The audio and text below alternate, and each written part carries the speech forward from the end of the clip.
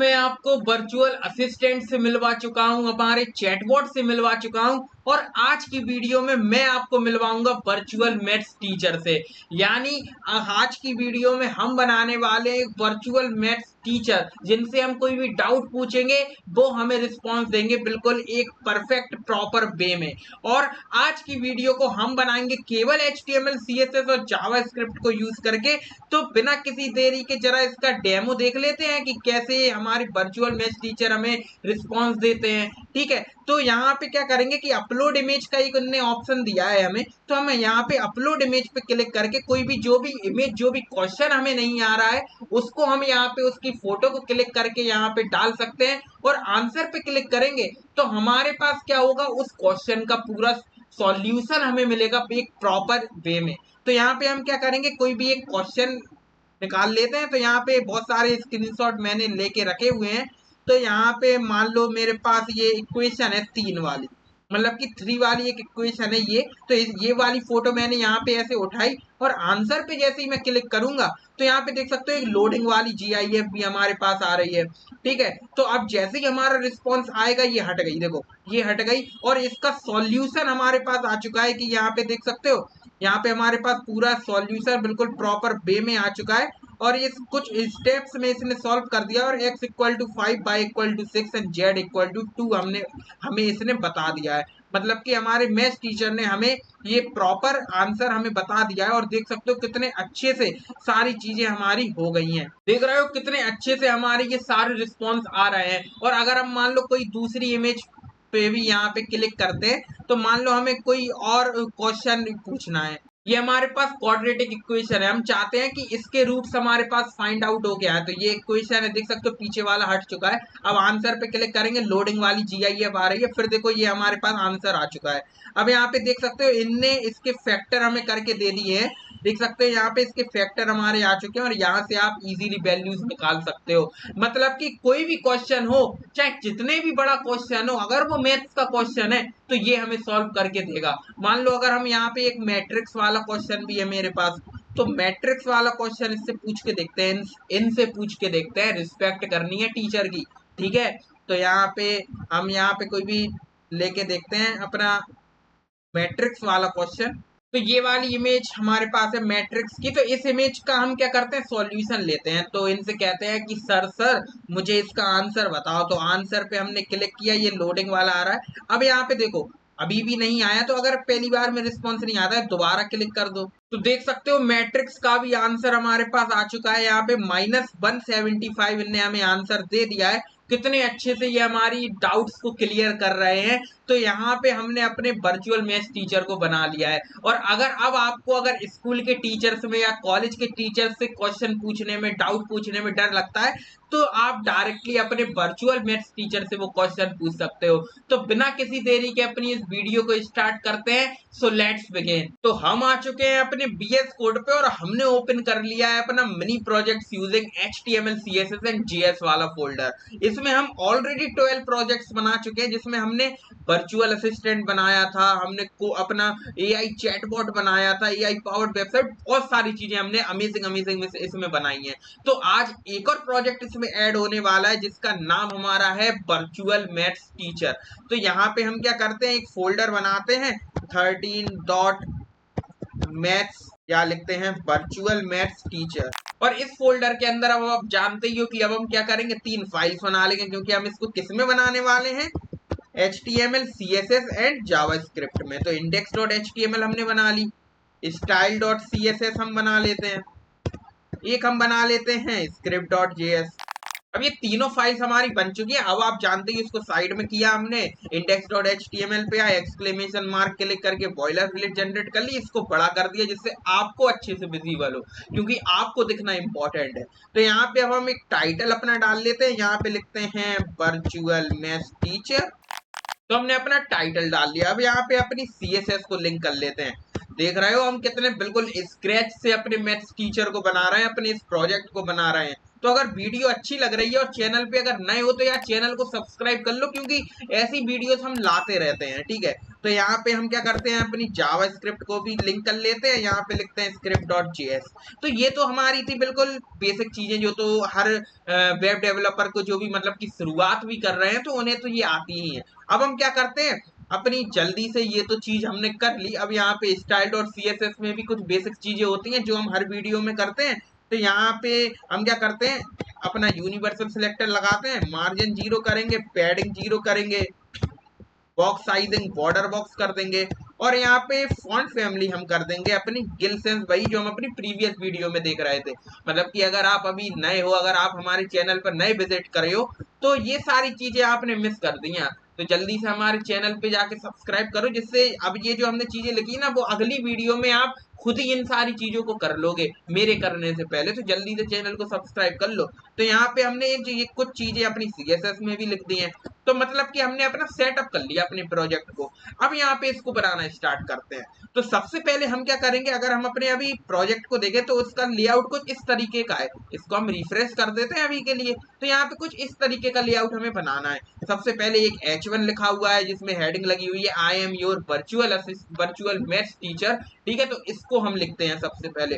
तो सबसे पहले हमारा क्या है, एक H1 है, फिर हमारा ये अपलोड इमेज वाला सेक्शन है, फिर हमारा जो भी नीचे आउटपुट आएगा वो है। सिंपल सा लेआउट है। तो यहाँ पे हम क्या करेंगे, अपने HTML पे आएंगे और यहाँ पे सबसे पहले एक बनाएंगे H1, और H1 में लिखेंगे आई am your virtual maths teacher. ठीक है, तो ये हमने अपने H1 में लिख लिया, यही तो लिखा था यहाँ पे, देखो लिखा है यही, तो हमने यही लिख लिया। अब यहाँ पे एक H1 हमने बना लिया। एक हमारा क्या बनेगा, एक डिप बनेगा जिसके अंदर क्या होगा, हमारे जो भी आउटपुट मतलब की इमेज अपलोड कर रहे हैं वो तो एक क्या करते हैं हम, अपलोड इमेज क्लास का एक हम डिप बना लेते हैं।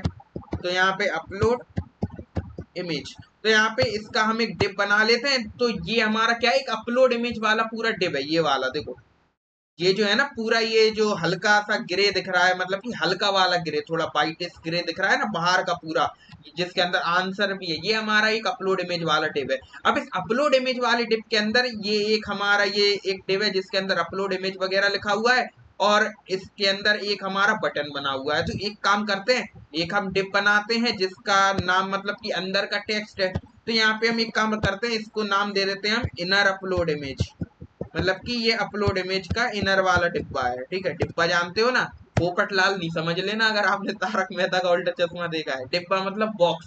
ठीक है, तो यहाँ पे इनर अपलोड इमेज हमने एक लिख लिया। अब यहाँ पे इसके बाद हमारा क्या एक बटन है, तो यहाँ पे बटन हम लिख लेते हैं, और बटन के अंदर हमारे क्या लिखा हुआ है, आंसर। ठीक है, तो आंसर अगर हमें चाहिए तो हम यहाँ पे आंसर हमने लिख दिया। इसको हम फॉर्मेटिंग कर दें क्या, चलो यहाँ पे देखो, यहाँ पे हम एक लड़के का कमेंट आया था कि भाई आप फॉर्मेटिंग करके कोड अपलोड किया करो।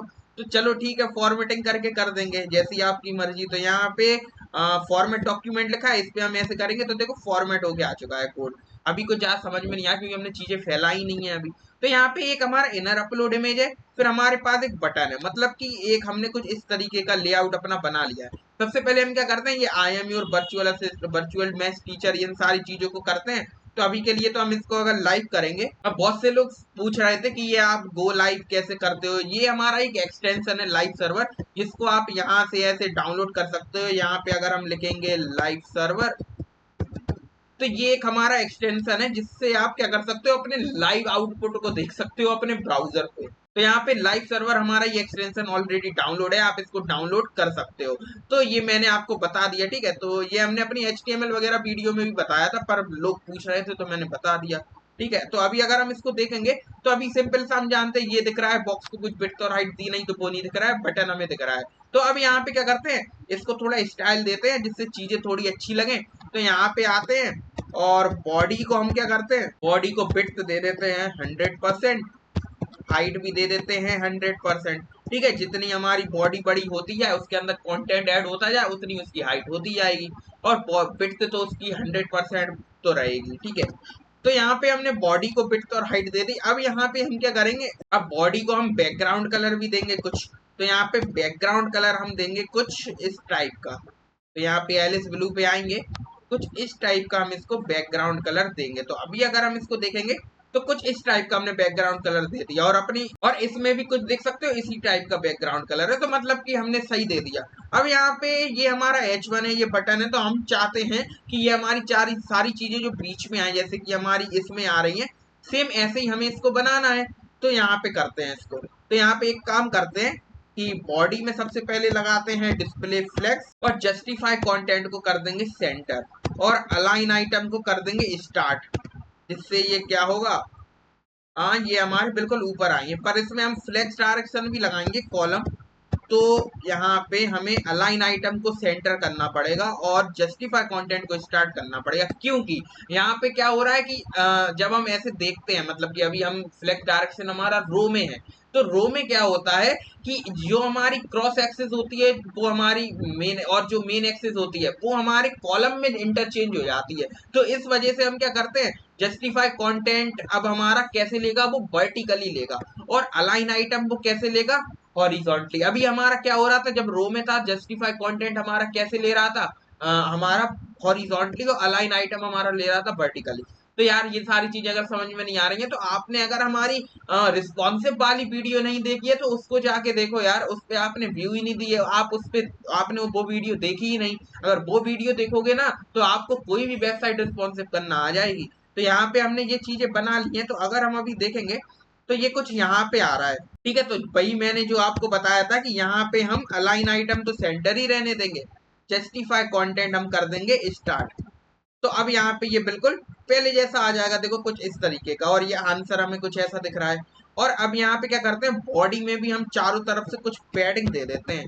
तो बॉडी में हम मान लो पैडिंग दे देते हैं 20 पिक्सल की, ठीक है। तो 20 पिक्सल की पैडिंग बहुत है, देखो है बढ़िया। अब यहाँ पे ये जो H1 है, अब इसको हम रिस्पॉन्सिव भी बनाएंगे। तो रिस्पॉन्सिव भी बनाएंगे तो उसके लिए हमें अब चीजें शुरू से ही स्टार्टिंग से रिस्पॉन्सिव बनाते चलेंगे हम इसको, जिससे बाद में कोई दिक्कत ना हो। तो यहाँ पे हम क्या करेंगे कि अब जो हमारा H1 है, अब जो हमारा H1 है उसको हम क्या करेंगे, अपनी फॉन्ट साइज दे देंगे, मान लो 4 pw, ठीक है। 4 pw हमने इसको फॉन्ट साइज दे दिया। तो और यहाँ पे हम क्या करेंगे, इसमें सबसे पहले हमें किस तरीके का यहाँ पे इसमें कलर देना है, थोड़ा ग्रेडियंट कलर देना है कुछ इस टाइप का। तो इस टाइप का कलर देने के लिए देखना हम क्या करेंगे, सबसे पहले तो हम इसमें क्योंकि हम जानते हैं फॉन्ट में तो ग्रेडियंट कलर लगता नहीं है, तो यहाँ पे बैकग्राउंड में लगता है। तो यहाँ पे बैकग्राउंड में हम ऐसे लीनियर ग्रेडियंट लिखेंगे, और यहाँ पे हमें ग्रेडियंट किस टाइप का चाहिए, टू राइट, मतलब कि राइट की तरफ कलर ग्रेडियंट हो। और यहाँ पे कॉमा में सबसे पहले हमारे पास व्हाइट आए, फिर ब्लू आए, फिर हमारे पास रेड आए। अभी तो हमने ऐसे ही लिख लिया, अब यहाँ पे हम कलर्स को ऐसे चूज कर सकते हैं। तो ये हमारे बीएस कोड का है फायदा, ठीक है, फायदा है ये हमारे बीएस कोड का। तो यहाँ पे हमने कुछ इस टाइप का कलर ले लिया, और रेड में भी रेड थोड़ी हमें चाहिए, हमें चाहिए थोड़ा पिंक कलर टाइप का, ठीक है। तो पिंक हमारा कहाँ पे है, कुछ इस टाइप का कलर हमें चाहिए, ठीक है। तो अभी अगर हम देखेंगे तो देख सकते हो कुछ इस टाइप का कलर हमें दिख रहा है, यहाँ पे कुछ ऐसा था, पर यहाँ पे कुछ ऐसा दिख रहा है, सही है यार, कोई दिक्कत नहीं है। या हम इसको क्या करते हैं, थोड़ा सा और डार्क कर देते हैं, अब बना ही रहे हैं उस तरीके का, तो थोड़ा उसी तरीके का बना ले, ठीक है। तो कुछ इस टाइप का हमने कलर ले लिया उसका, तो अब यहाँ पे देख सकते हो अब सही है। पर आप तो कहोगे यार ये तो बैकग्राउंड में आया, हमें तो इसके कलर में चाहिए, मतलब कि टेक्स्ट में ये कलर चाहिए, तो वो हम कैसे करेंगे। तो वो हम जस्ट ऐसे करेंगे कि सबसे पहले तो हमने ये चीज कर ली, अब यहाँ पे बैकग्राउंड को क्लिप कर देंगे, ठीक है। अब यहाँ पे एक प्रॉपर्टी होती है बैकग्राउंड क्लिप, इसको हमें किस में क्लिप करना है, टेक्स्ट में, मतलब कि जो बैकग्राउंड है वो हमारा टेक्स्ट में क्लिप हो जाए। तो यहाँ पे टेक्स्ट लिख देते हैं। तो अब यहाँ पे देखेंगे तो अभी ये जस्ट इसके पीछे आ गया, ये जो हमारा क्या है, बैकग्राउंड को हमने क्लिप तो कर लिया टेक्स्ट में, पर जो टेक्स्ट लिखा है इसके पीछे आ गया, क्योंकि टेक्स्ट का कलर अभी ब्लैक है। तो अब हम क्या करेंगे, ये टेक्स्ट का जो कलर है उसको हम कर देंगे ट्रांसपेरेंट। तो यहाँ पे क्या होगा, यहाँ पे हम लिखेंगे वेबकिट टेक्स्ट फिल कलर, ठीक है। तो ये एक प्रॉपर्टी है, मतलब कि टेक्स्ट को हमें किस तरीके से फिल करना है। तो यहाँ पे हमने कर दिया ट्रांसपेरेंट। तो अब यहाँ पे देखना जादू, देखो हो गया ग्रेडियंट कलर, लग रहा है बढ़िया। अगर मजा आ गया है तो जल्दी से लाइक कर लो वीडियो को। तो यहाँ पे कुछ इस तरीके कर दिया हमने, पर यहाँ पे हम देखेंगे थोड़ा डार्क था, तो हम एक काम करते हैं थोड़ा डार्क लेके आते हैं इन कलर्स को। तो बाकी अब तो हम कर ही लेंगे। तो यहाँ पे ये थोड़ा है, इसको हम थोड़ा डार्क लेके आएंगे यहाँ पे कुछ इस टाइप का, और यहाँ पे ये वाला कलर भी हम थोड़ा डार्क लेके आ जाएंगे। तो यहाँ पे ये तो हमारी पहले वाली थी, देखो अब हमारा बिल्कुल बढ़िया लग रहा है, देखो आ गए हैं वैसे ही कलर, बढ़िया लग रहा है। अब यहाँ पे आप कहोगे कि हमने ये फॉन्ट साइज जो है BW में क्यों दिया, तो BW में देखना क्या होगा कि यहाँ पे ये हमारा रिस्पॉन्सिव रहेगा। देखो है रिस्पॉन्सिव, जैसे जैसे हम इसको छोटा कर रहे हैं ये भी हमारा छोटा हो रहा है। तो ये सारी चीजें हमने रिस्पॉन्सिव वाली वीडियो में बताई थी, तो अब हम ज्यादा इसको बता नहीं रहे, जल्दी से अपने प्रोजेक्ट का यूआई बना लेते हैं। तो H1 हमारा बन चुका है। अब यहाँ पे हमारे पास यूआई में है हमारा अपलोड इमेज। तो अपलोड इमेज को हम एक्सेस करते हैं, तो यहाँ पे लिखते हैं अपलोड इमेज। अब इस अपलोड इमेज को हम क्या करेंगे, विड्थ दे देंगे मान लो। अब यहाँ पे देखो विड्थ हम कैसे देंगे, तो यहाँ पे विड्थ हम ऐसे देंगे कि मैक्स विड्थ इसको हम देंगे कि मैक्सिमम विड्थ ये इसकी कितनी रहे, मैक्सिमम विड्थ इसकी रहे कि ये 300 पिक्सल तो रह ही रहे। ठीक है, यहाँ पे इसको हम कर देते हैं कि ये हमारा 600 पिक्सल तो रह ही रहे। ठीक है, तो अगर अभी हम इसको देखेंगे तो अभी तो दिख नहीं रहा, क्योंकि हाइट भी हमें इसको देनी पड़ेगी। तो हाइट हम इसको दे देते हैं मान लो 400 पिक्सल। और बैकग्राउंड कलर अभी के लिए कुछ करते हैं जिससे ये हमें दिखे। तो यहाँ पे हमने कुछ एलिस ब्लू कर दिया, तो अभी ये कुछ ऐसा दिख रहा है, यहाँ पे इसमें विड्थ अप्लाई नहीं हुई। देखते हैं क्यों अप्लाई नहीं हुई। तो यहाँ पे हमने अभी मैक्स विड्थ मान लो, हम इसको एक काम करते हैं, यहाँ पे विड्थ एक हमने मैक्स विड्थ दे दी 600 पिक्सल की, 600 पिक्सल से ज्यादा नहीं हो। और नॉर्मल विड्थ इसकी वैसे कितनी रहे, वैसे इसकी विड्थ रहे हमारी 90%। ठीक है, 90% वैसे इसकी विड्थ रहे। अब यहाँ पे इसका मतलब क्या है देखना, समझना ध्यान से। तो यहाँ पे ये कुछ ऐसा दिख रहा है, अब इसको हमने 400 पिक्सल हाइट कुछ ज्यादा दे दी, इसको हम 300 पिक्सल देते हैं।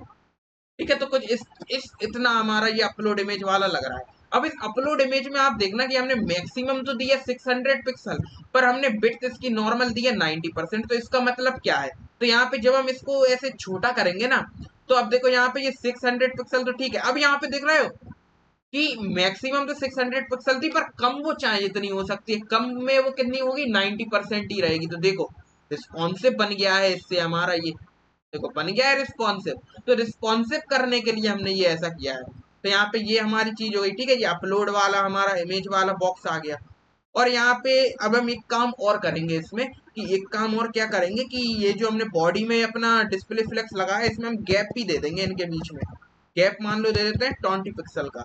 तो अभी अगर हम इसको देखेंगे तो इन दोनों के बीच में थोड़ा गैप आ चुका है, जो कि बढ़िया लग रहा है। तो अभी हमने इतना कर लिया, यहाँ पे कुछ ऐसा हमने बना लिया। अब यहाँ पे इसको हम बैकग्राउंड कलर देते हैं अपलोड इमेज को। इसके अंदर एक और डिव हमने बनाया था इनर अपलोड इमेज, उसको लेके आते हैं, तो बनाते हैं इसको। तो यहाँ पे ये सबसे पहले तो ये वाला डिव हमारा बन चुका है, इसके अंदर हमारा क्या है, एक और इनर अपलोड इमेज। तो यहाँ पे लिखते हैं इनर अपलोड इमेज।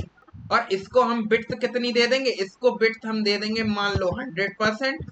हाइट हम इसको दे देंगे मान लो 80%। और बैकग्राउंड कलर इसको हम दे देंगे मान लो अभी के लिए ये दे देते हैं, तो अभी इसको दिखेगा ये हमें। तो देख सकते हो कुछ इतना हमारा ये आया है, और इतने में हमारा ये है। तो इसको हम क्या करते हैं, 80% ना देके इसको हम क्या कर देते हैं, 60% दे देते हैं, या 70% दे देते हैं। और यहाँ पे अपने जो अपलोड इमेज है ना, इनके बीच में हम लगा देते हैं पैडिंग। जिससे ये क्या होगा कि ये बिल्कुल चिपक के बिल्कुल बॉर्डर पे नहीं आएगा, ये थोड़ा 20 पिक्सल का गैप रखेगा बीच में। देख सकते हो अब यहाँ पे ये कुछ 20 पिक्सल का गैप रख रहा है, और ये हमारा बाहर से ऐसा है, लग रहा है बढ़िया। अब यहाँ पे अभी तो बढ़िया नहीं लग रहा फिलहाल, मुझे पता है। तो यहाँ पे कुछ ऐसा दिख रहा है, और यहाँ पे हम एक काम और करेंगे, इसको हम 80% ही कर देंगे। ठीक है, 80% ही हमने इसको कर दिया। अब यहाँ पे ये बटन है, ये हमारा यहाँ पे नीचे आएगा। तो यहाँ पे हम एक काम करेंगे कि अपलोड इमेज में भी हम लगाएंगे display flex, align item center, justify content center. और यहाँ पे हम क्या करेंगे, गैप दे देंगे इनके बीच में 20 पिक्सल, या 20 पिक्सल नहीं, यहाँ पे हम 10 पिक्सल का गैप दे देते हैं। और यहाँ पे हम क्या करेंगे, फ्लैग डायरेक्शन को कर देंगे कॉलम, जिससे ये हमारे वर्टिकली अलाइन हो, ना कि हॉरिजॉन्टली। तो यहाँ पे देख सकते हो नीचे बटन दिख रहा है, ऊपर ये दिख रहा है, मतलब कि चीजें सही बन गई हैं। अब यहाँ पे भाई इस तरीके का डिजाइन हम इसका बना लेते हैं, कुछ इस तरीके का इसमें चेंज कर देंगे हम। तो कैसे करेंगे चलिए देखते हैं। तो यहाँ पे सबसे पहले तो अपलोड इमेज का बैकग्राउंड कलर हम करेंगे सही। तो बैकग्राउंड कलर कुछ किस टाइप का था, इस टाइप का। ठीक है, इस टाइप का था ना, देखो इस टाइप का बन गया, इसी टाइप का तो है, हाँ बढ़िया है। देखो बन चुका है इस टाइप का, थोड़ा सा और हल्का था, तो थोड़ा सा और हल्का हम कर लेते हैं इसको। ठीक है, अब बढ़िया है। ठीक है, अब बढ़िया, इसको हम बॉर्डर रेडियस दे देते हैं। तो यहाँ पे अपलोड इमेज को देते हैं बॉर्डर रेडियस, मान लो दे देते हैं 50 पिक्सल। ठीक है। और बॉक्स शैडो भी हम इसको दे देते हैं, तो बॉक्स शैडो दे देते हैं 2 पिक्सल 2 पिक्सल 10 पिक्सल ब्लैक। तो अभी अगर हम इसको देखेंगे तो ये कुछ इस तरीके का दिख रहा है, देखो ये इसी की तरह दिख रहा है, बढ़िया है। अब इसके ये जो अंदर वाला है इसको भी हम ठीक करते हैं। तो ये जो इनर अपलोड इमेज है इसमें भी हम क्या करेंगे, यही चीजें लगा देंगे, 50 पिक्सल बॉक्स शैडो और ये। तो यहाँ पे इसको कॉपी करते हैं, यहाँ पे पेस्ट कर देते हैं। तो अभी अगर हम देखेंगे तो ये ऐसा तो हो गया है, पर इसका कलर भी हम क्या कर देंगे, डार्क कर देंगे, जो हमारा मतलब कि एलिस ब्लू टाइप का था। तो यहाँ पे कुछ इस टाइप का डार्क कलर हम इसका कर देंगे। तो अभी अगर हम देखेंगे तो देख सकते हो डार्क हो चुका है जिस तरीके का। यहाँ पे थोड़ा ब्लैक ज्यादा था तो यहाँ पे करते हैं, चलो इसको हम यहाँ पे सबसे पहले तो इसको हम देते हैं एलिस ब्लू। अब इसका हम बैकग्राउंड कलर करते हैं कुछ इस टाइप का, ठीक है। अब हमारा हो जाएगा सही, देखो अब बढ़िया है। इसमें भी कुछ ऐसा ही था, इसमें भी कुछ ऐसा ही है, ठीक है। तो बिल्कुल बढ़िया लग रहा है ना। तो अब यहाँ पे हम थोड़ा सा इसको और हल्का करेंगे। बाकी आप यार अपने हिसाब से तो यूआई बना ही सकते हो, क्योंकि एक लड़के का कमेंट आया था कि आपका यूआई अच्छा नहीं है, ठीक है। तो आप अपने हिसाब से यूआई बना सकते हो। हमारा मोटिव इतना सा है कि आपको कॉन्सेप्ट समझ में आए। और यूआई भी हम ऐसा नहीं कि बिल्कुल खराब बना रहे हैं, बहुत गजब हम यूआई बना रहे हैं, ठीक है। सबका अपना अपना टेस्ट है। तो यहाँ पे हमने कुछ इस टाइप का इसका कलर ले लिया है जो कि बढ़िया है। अब यहाँ पे हम क्या करेंगे कि इसके अंदर सबसे पहले हम इस बटन को भी ठीक कर लेते हैं, फिर हम देखते हैं इसके अंदर की चीजें। तो यहाँ पे जो हमारा बटन है उस बटन को हम सबसे पहले तो बैकग्राउंड देंगे ब्लैक, पैडिंग देंगे, पैडिंग इसमें देंगे टॉप बॉटम से मान लो दे देते हैं 5 पिक्सल, और लेफ्ट राइट से दे देते हैं 10 पिक्सल। और इसका जो फॉन्ट साइज है वो हम कर देते हैं 20 पिक्सल। और यहाँ पे बॉर्डर इसकी कर देते हैं नन, और बॉर्डर रेडियस इसमें कुछ दे देते हैं मान लो 20 पिक्सल। तो अभी अगर हम इसको देखेंगे तो बटन हमारा कुछ ऐसा दिख रहा है। इसका कलर भी हमें करना पड़ेगा वाइट, तो यहाँ पे कलर भी हम कर देंगे वाइट। तो अभी अगर हम इसको देखेंगे तो ये कुछ ऐसा दिख रहा है, ठीक है। तो इसको हम थोड़ी और पैडिंग देंगे।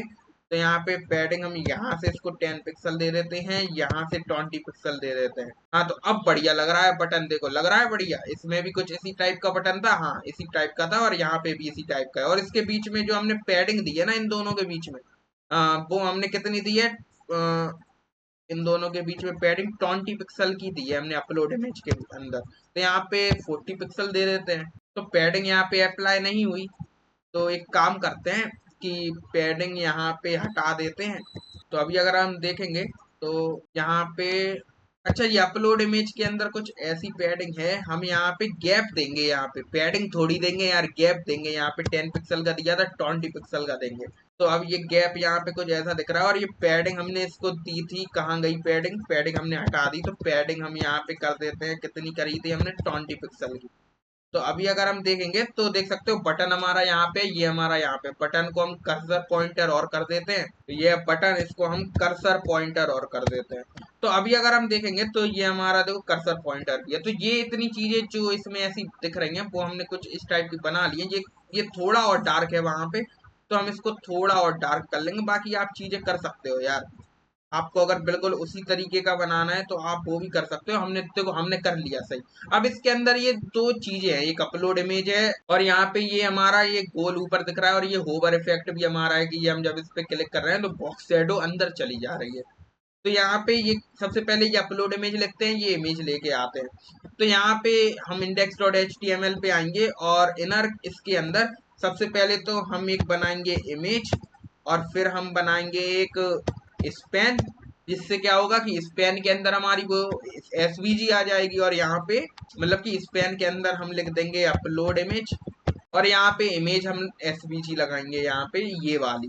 तो यहाँ पे हम क्या करते हैं, यूज आइकन वाली वेबसाइट पे आते हैं, और यहाँ पे यूज आइकन वाली वेबसाइट पे आके यहाँ पे लिखते हैं प्लस एसवीजी। तो प्लस वाली बहुत सारी एसवीजी आ चुकी है, हमें चाहिए फ्री। तो यहाँ पे फ्री वाली कुछ ये वाली वहां पे थी, तो इसको हम एसवीजी में कॉपी कर लेते हैं, और यहाँ पे एक फाइल बनाते हैं plus.svg, और यहाँ पे इसको पेस्ट कर देते हैं। तो यहाँ पे इसका कलर तो हमें रखना है वाइट, ठीक है। तो यहाँ पे वाइट हमने इसका कलर कर दिया। तो अभी अगर हम यहाँ पे क्या करेंगे, इसको हम इन सारी चीजों को कंटेंट को बीच में लेके आएंगे। तो यहाँ पे डिस्प्ले फ्लेक्स लगाएंगे, अलाइन आइटम सेंटर लगाएंगे, जस्टिफाई कंटेंट सेंटर लगाएंगे, फ्लेक्स डायरेक्शन कर देंगे कॉलम, और गैप हम दे देंगे 20 पिक्सल का। तो अभी अगर हम देखेंगे, अभी हम देखें अगर, तो ये हमें कुछ ऐसे दिख रहा है, हमें एसवीजी तो दिख ही नहीं रही। अच्छा, हमने एसवीजी अभी डाली नहीं है तो कहाँ से दिखेगी, तो ये इमेज हमारी ये है, यहाँ पे लिख देंगे प्लस डॉट एसवीजी, और अभी अगर हम देखेंगे तो एसवीजी दिखेगी हमें, देखो ये दिख रही है। और अपलोड इमेज का कलर भी हम क्या कर देते हैं, व्हाइट। तो यहाँ पे आते हैं और लिखते हैं कि इसी के अंदर लिख देते हैं कि इनर इसके अंदर जो भी है उसका कलर हो जाए व्हाइट। तो देख सकते हो अब यहाँ पे अपलोड इमेज भी हमें दिख रही है, ये भी दिख रहा है। अपलोड इमेज का जो फॉन्ट साइज है वो हम बढ़ा देते हैं, और एसवीजी का बिट्स भी हम बढ़ा देंगे। तो इसको हम साइड में करते हैं, इसका फॉन्ट साइज हम कर देते हैं 20 पिक्सल, और इसमें भी हम इस पे आते हैं, और ये प्लस डॉट एसवीजी जो है इसमें हम इसकी विड्थ कर देते हैं मान लो 28 या 40 कर देते हैं। तो यहाँ पे 40 हमने कर दी। तो अभी अगर हम देखेंगे तो देख सकते हो ये हमारी कुछ इमेज दिख रही है, और ये इतना बड़ी हमें बढ़िया लग रहा है यार, गजब लग रहा है। और एक यहाँ पे एनिमेशन था कि ये हमारा ऐसे होवर भी हो रहा था, तो मतलब कि अंदर जा रही थी चीजें, तो वो भी हम कर लेते हैं। और इसका साइज वहां पे थोड़ा छोटा है, तो यहाँ पे इधर भी हम थोड़ा छोटा कर लेते हैं, इसको हम 30-30 कर देते हैं। ठीक है, तो 30-30 बहुत है। अब यहाँ पे देख सकते हो ये कुछ ऐसी दिख रही है, बढ़िया लग रहा है। अब यहाँ पे एक हम जब इस पे होवर करें तो कुछ इस तरीके का इफेक्ट हो, देखो कुछ इस तरीके का इफेक्ट हो जैसे इस पे हो रहा है। ठीक है, ये अंदर जा रही है, इसका कलर थोड़ा ब्राइट हो रहा है। तो हम इसको कैसे बनाएंगे, तो यहाँ पे इसको बनाने के लिए सबसे पहले आते हैं style dot C S S पे, और इसको हम साइड में करते हैं। और ये जो इनर अपलोड इमेज है इसमें हमें ओवर लगाना है ना, तो इसको हम क्या करते हैं, यहाँ से कॉपी करते हैं और यहाँ पे इसको पेस्ट करते हैं, और यहाँ पे लिखते हैं होवर। तो इस पे जब हम होवर करेंगे तो सबसे पहले तो क्या होगा कि ये जो हमारी हमने इसके अंदर बॉक्स शैडो लगाई थी, ये हमारी हो जाएगी इनसेट, मतलब कि अंदर की चली जाएगी, अंदर को चली जाएगी ये। इसको हम साइड में करते हैं, इसको थोड़ा बड़ा करते हैं। तो यहाँ पे लिख देते हैं इनसेट। ठीक है, तो ये अंदर की तरफ जाएगी जब हम इस पे ओवर करेंगे, देखो जा रही है अंदर की तरफ। और इसका कलर हमारा क्या हो जाएगा, ब्राइट। तो यहाँ पे इसका बैकग्राउंड कलर है, यहाँ से करते हैं कॉपी, इसको थोड़ा ब्राइट हम कर देंगे। तो यहाँ पे इसमें पेस्ट करते हैं, और इसका थोड़ा हम इतना कर देंगे इसको।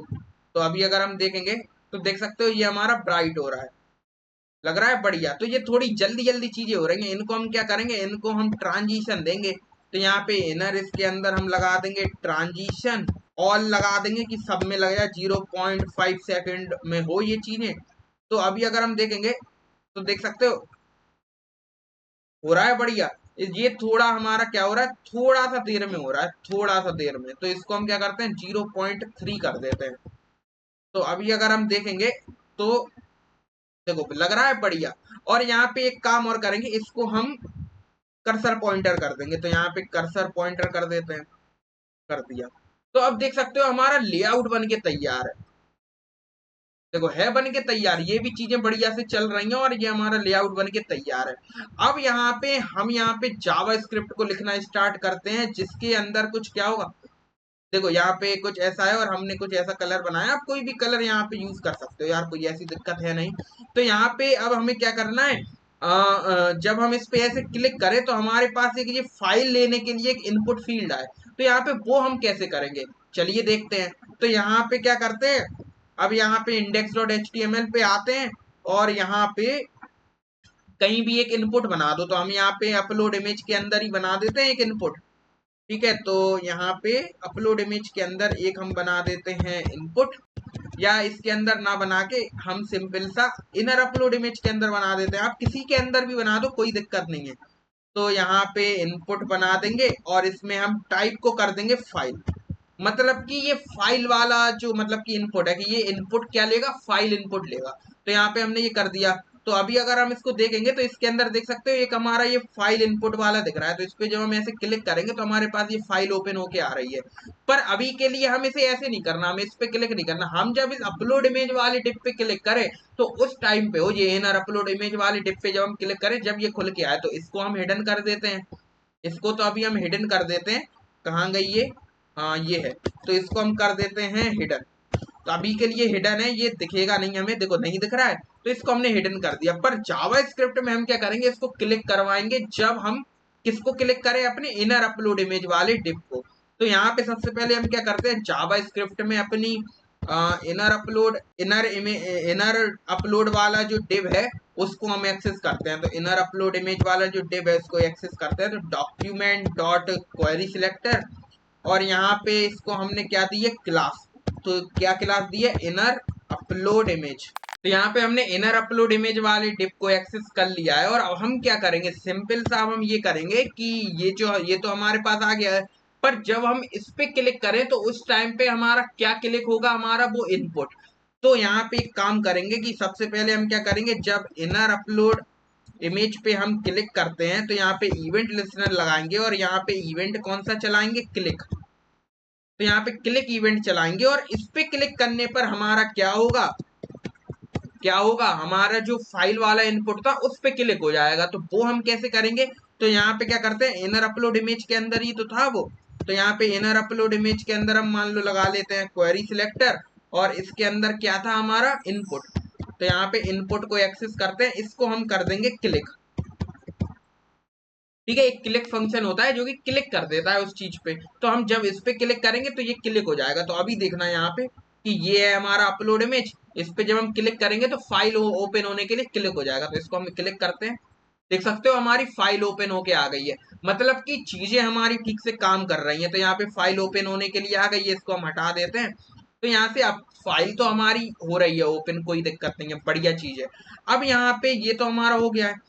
अब यहाँ पे एक चीज और करेंगे कि जब हम इस पे क्लिक करें तो हमारा जो फाइल हमारी ओपन होके आई है उसको हम इस के अंदर हम इसको लगा देंगे। तो वो हम कैसे करेंगे, तो उसके लिए सबसे पहले हमें जो भी इमेज आई है उसका यूआरएल लेके आना पड़ेगा कि कौन सी इमेज आई है।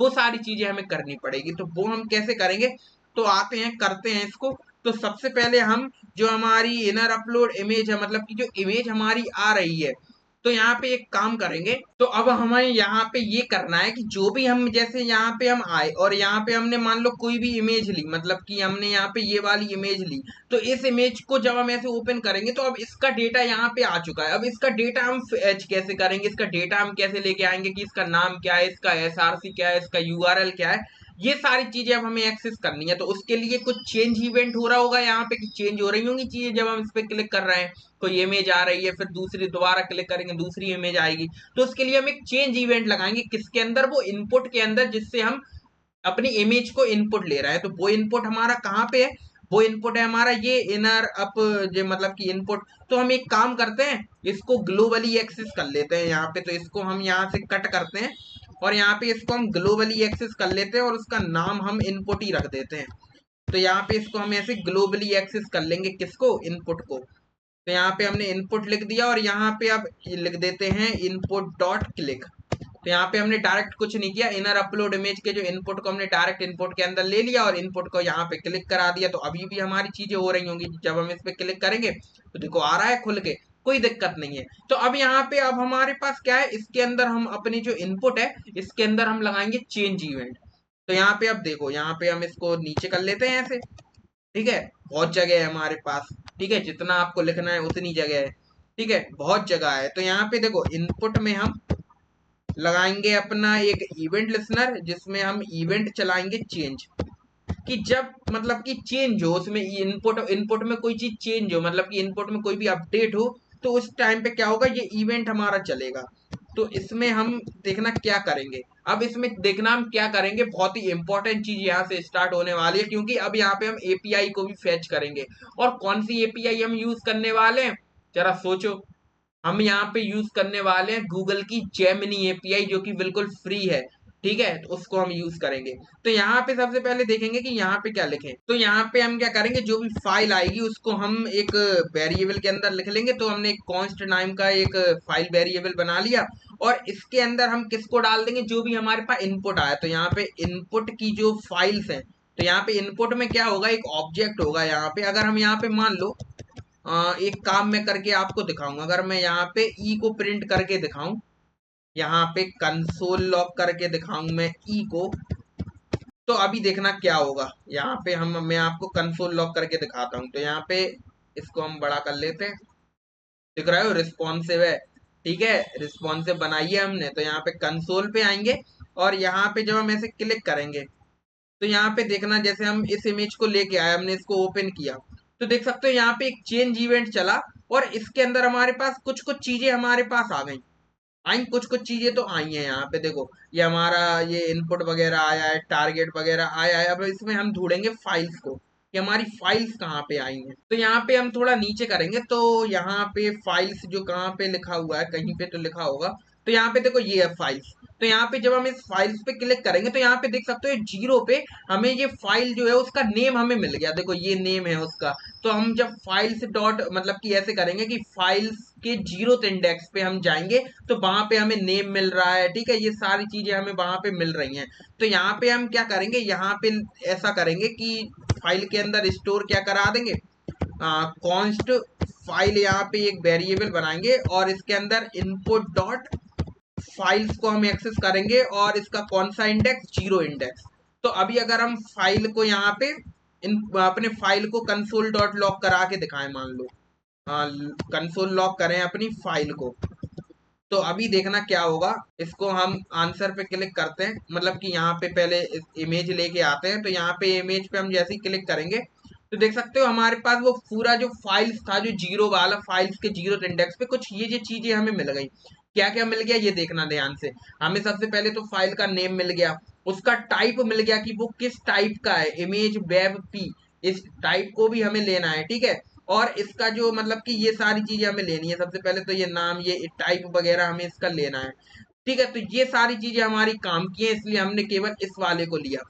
तो इसको अब हम साइड में कर देते हैं, आपको चीजें समझ में आ गई होंगी। तो ये चीजें हमें मिल गई हैं। अब यहाँ पे हम जरा अपनी जेमिनी एपीआई को एक्सेस करते हैं और उनसे पूछते हैं कि उन्हें क्या क्या चीजें चाहिए रिस्पॉन्स के लिए। तो यहाँ पे हम एक काम करेंगे, सबसे पहले तो एक एपीआई यूआरएल वगैरह होगा, तो लेट एक कॉन्स्ट एपीआई यूआरएल बना लेते हैं, ठीक है। इसके अंदर हम अपनी एपीआई का यूआरएल डाल देंगे। तो सबसे पहले एपीआई हम लाएंगे कहाँ से, सिंपल है, यहाँ पे जाएंगे और यहाँ पे लिखेंगे जेमिनी टेक्स्ट जनरेशन एपीआई। तो यहाँ पे टेक्स्ट जनरेशन एपीआई हमने यहाँ पे लिख दी क्योंकि हमें टेक्स्ट जनरेट कराना है उससे। और यहाँ पे हम आ चुके हैं अपनी जेमिनी एपीआई के पेज पे। यहाँ पे रेस्ट पे आप क्लिक कर लेना, ठीक है। तो यहाँ पे रेस्ट पे हमने क्लिक कर लिया है ऑलरेडी। तो यहाँ पे देख सकते हो कुछ इस तरीके के है। तो यहाँ पे ये केवल टेक्स्ट के लिए है और ये टेक्स्ट और इमेज दोनों इनपुट के लिए है। तो हम इस वाले को एक्सेस करेंगे और इस वाले एक्सेस के अंदर हमारे पास क्या है, इसका यूआरएल। सबसे पहले यूआरएल यहाँ से कॉपी करते हैं, ये है इसका यूआरएल।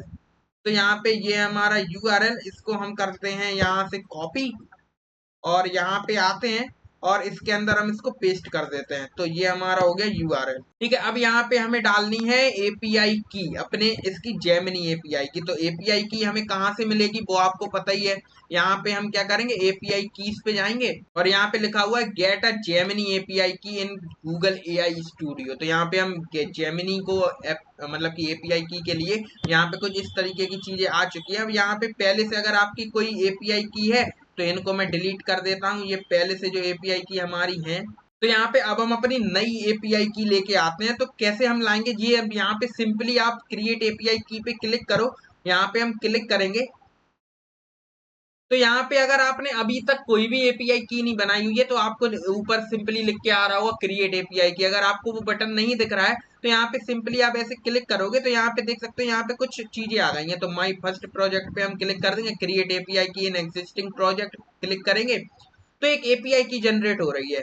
और इस एपीआई की को हम यहाँ से कॉपी करेंगे और इस एपीआई की को आपको किसी के साथ शेयर नहीं करना है। तो यहाँ पे एपीआई की को हमने किया कॉपी और कॉपी करने के बाद इसको हम यहाँ पे ये लिखा हुआ है ना की इक्वल टू ये डॉलर गूगल एपीआई, तो इसकी जगह पे हम अपनी एपीआई को पेस्ट कर देंगे। एपीआई की को हमने पेस्ट कर दिया तो ये इसका हो गया यूआरएल, ठीक है। तो ये हमने एपीआई यूआरएल हमारा बन चुका है। अब यहाँ पे हम अपना जनरेट फंक्शन बनाते हैं कि कैसे हमें चीजें करनी है। तो यहाँ पे सबसे पहले तो अब यहाँ पे देखते हैं कि इन्हें अपने रिस्पॉन्स के लिए क्या क्या चीजें चाहिए। तो यहाँ पे इसको हटाते हैं और अपनी यहाँ पे आते हैं तो नीचे करेंगे। तो यहाँ पे इसको हम, कहाँ पे गई भाई, अच्छा ये है, यहाँ पे टेक्स्ट जनरेशन कहाँ पे है, ये है।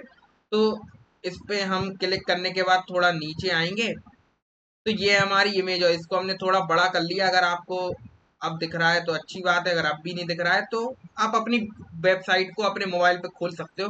अपनी लैपटॉप पे खोल सकते हो। तो यहाँ पे देखो ये है हमारा यूआरएल। अब यहाँ पे एक मेथड हमारे पास है पोस्ट, यहाँ पे देख सकते हो हेडर्स हमारे पास कुछ ये है, और बॉडी के अंदर हमें कुछ ये चीजें लिखनी है, ठीक है, ये चीजें हमें अपनी बॉडी के अंदर लिखनी है।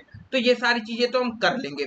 पर यहाँ पे देखो टेक्स्ट के लिए तो सिंपल सा हम टेक्स्ट के लिए इतना टेक्स्ट डाल देते, पर यहाँ पे इमेजेस के लिए हमें कुछ ये वाला ऑब्जेक्ट चाहिए। इस ऑब्जेक्ट के अंदर क्या क्या है, सबसे पहले तो एक इनलाइन डेटा है, और इनलाइन डेटा एक ऑब्जेक्ट हमारा है। इसके अंदर हमारी क्या क्या चीजें है, सबसे पहले तो एक मिम टाइप है, जिसके अंदर हमारी जो भी इमेज आई है उसका हमें टाइप मिल जाएगा। और उसके बाद हमारा जो भी डेटा है हमारी इमेज का, मतलब कि यूआरएल वगैरह उसका पाथ वगैरह, उस डेटा को हमें चाहिए बेस 64 के फॉर्मेट में। मतलब कि ये बाइनरी डेटा को कन्वर्ट कर लेता है, मतलब कि अपने हिसाब से कन्वर्ट कर लेगा, बेस 64 फॉर्मेट में कन्वर्ट कर लेगा। तो उसको हमें डेटा को बेस 64 में फॉर्मेट में कन्वर्ट करके यहाँ पे डेटा के अंदर डालना है। तो एक हम ऑब्जेक्ट बनाएंगे जिसके अंदर इनलाइन डेटा, एक ऑब्जेक्ट बनाएंगे जिसके अंदर दो चीजें हैं, मिम टाइप और डेटा। तो इन दोनों को और मिम टाइप के अंदर इमेज का मतलब कि जो भी टाइप है वो आ जाएगा, डेटा के अंदर बेस 64 में उसका डेटा आ जाएगा। तो बनाते हैं इसको। तो यहाँ पे हम क्या करते हैं, एक ऑब्जेक्ट बनाते हैं, लेट फाइल डिटेल्स, ठीक है, कुछ भी नाम रख लेना, हमने फाइल डिटेल्स नाम रख दिया। तो यहाँ पे फाइल क्यों नहीं लिखा, यहाँ पे फाइल डिटेल। तो यहाँ पे इसके अंदर हमारे पास इस ऑब्जेक्ट के अंदर क्या क्या चीजें होंगी, यहाँ पे हमें दो चीजें ही तो चाहिए। यहाँ पे क्या क्या चाहिए, मिम टाइप चाहिए, डेटा चाहिए। तो यहाँ पे हम क्या करते हैं, मिम टाइप को यहाँ से कॉपी करते हैं और यहाँ पे पेस्ट कर देते हैं, और मिम टाइप के अंदर अभी के लिए हम डाल देते हैं नल। ठीक है, अभी कुछ नहीं है। अब यहाँ पे कॉमा लगाएंगे, क्योंकि हमारे ऑब्जेक्ट में क्या होता है, की वैल्यू पेयर्स होते हैं, फिर कॉमा होता है, यही तो होता है। तो मिम टाइप अभी हमारा नल है। ठीक है, इसके बाद हमें क्या चाहिए, डेटा। तो डेटा भी हमारा क्या है, डेटा भी हमारा अभी के लिए नल है। तो यहाँ पे हम डेटा को लिख देंगे ऐसे, और यहाँ पे लिख देंगे नल। अब आपको ये डबल कोट्स में लिखना है लिखो, नहीं लिखना है नहीं लिखो, तो हम इसे हटा देते हैं।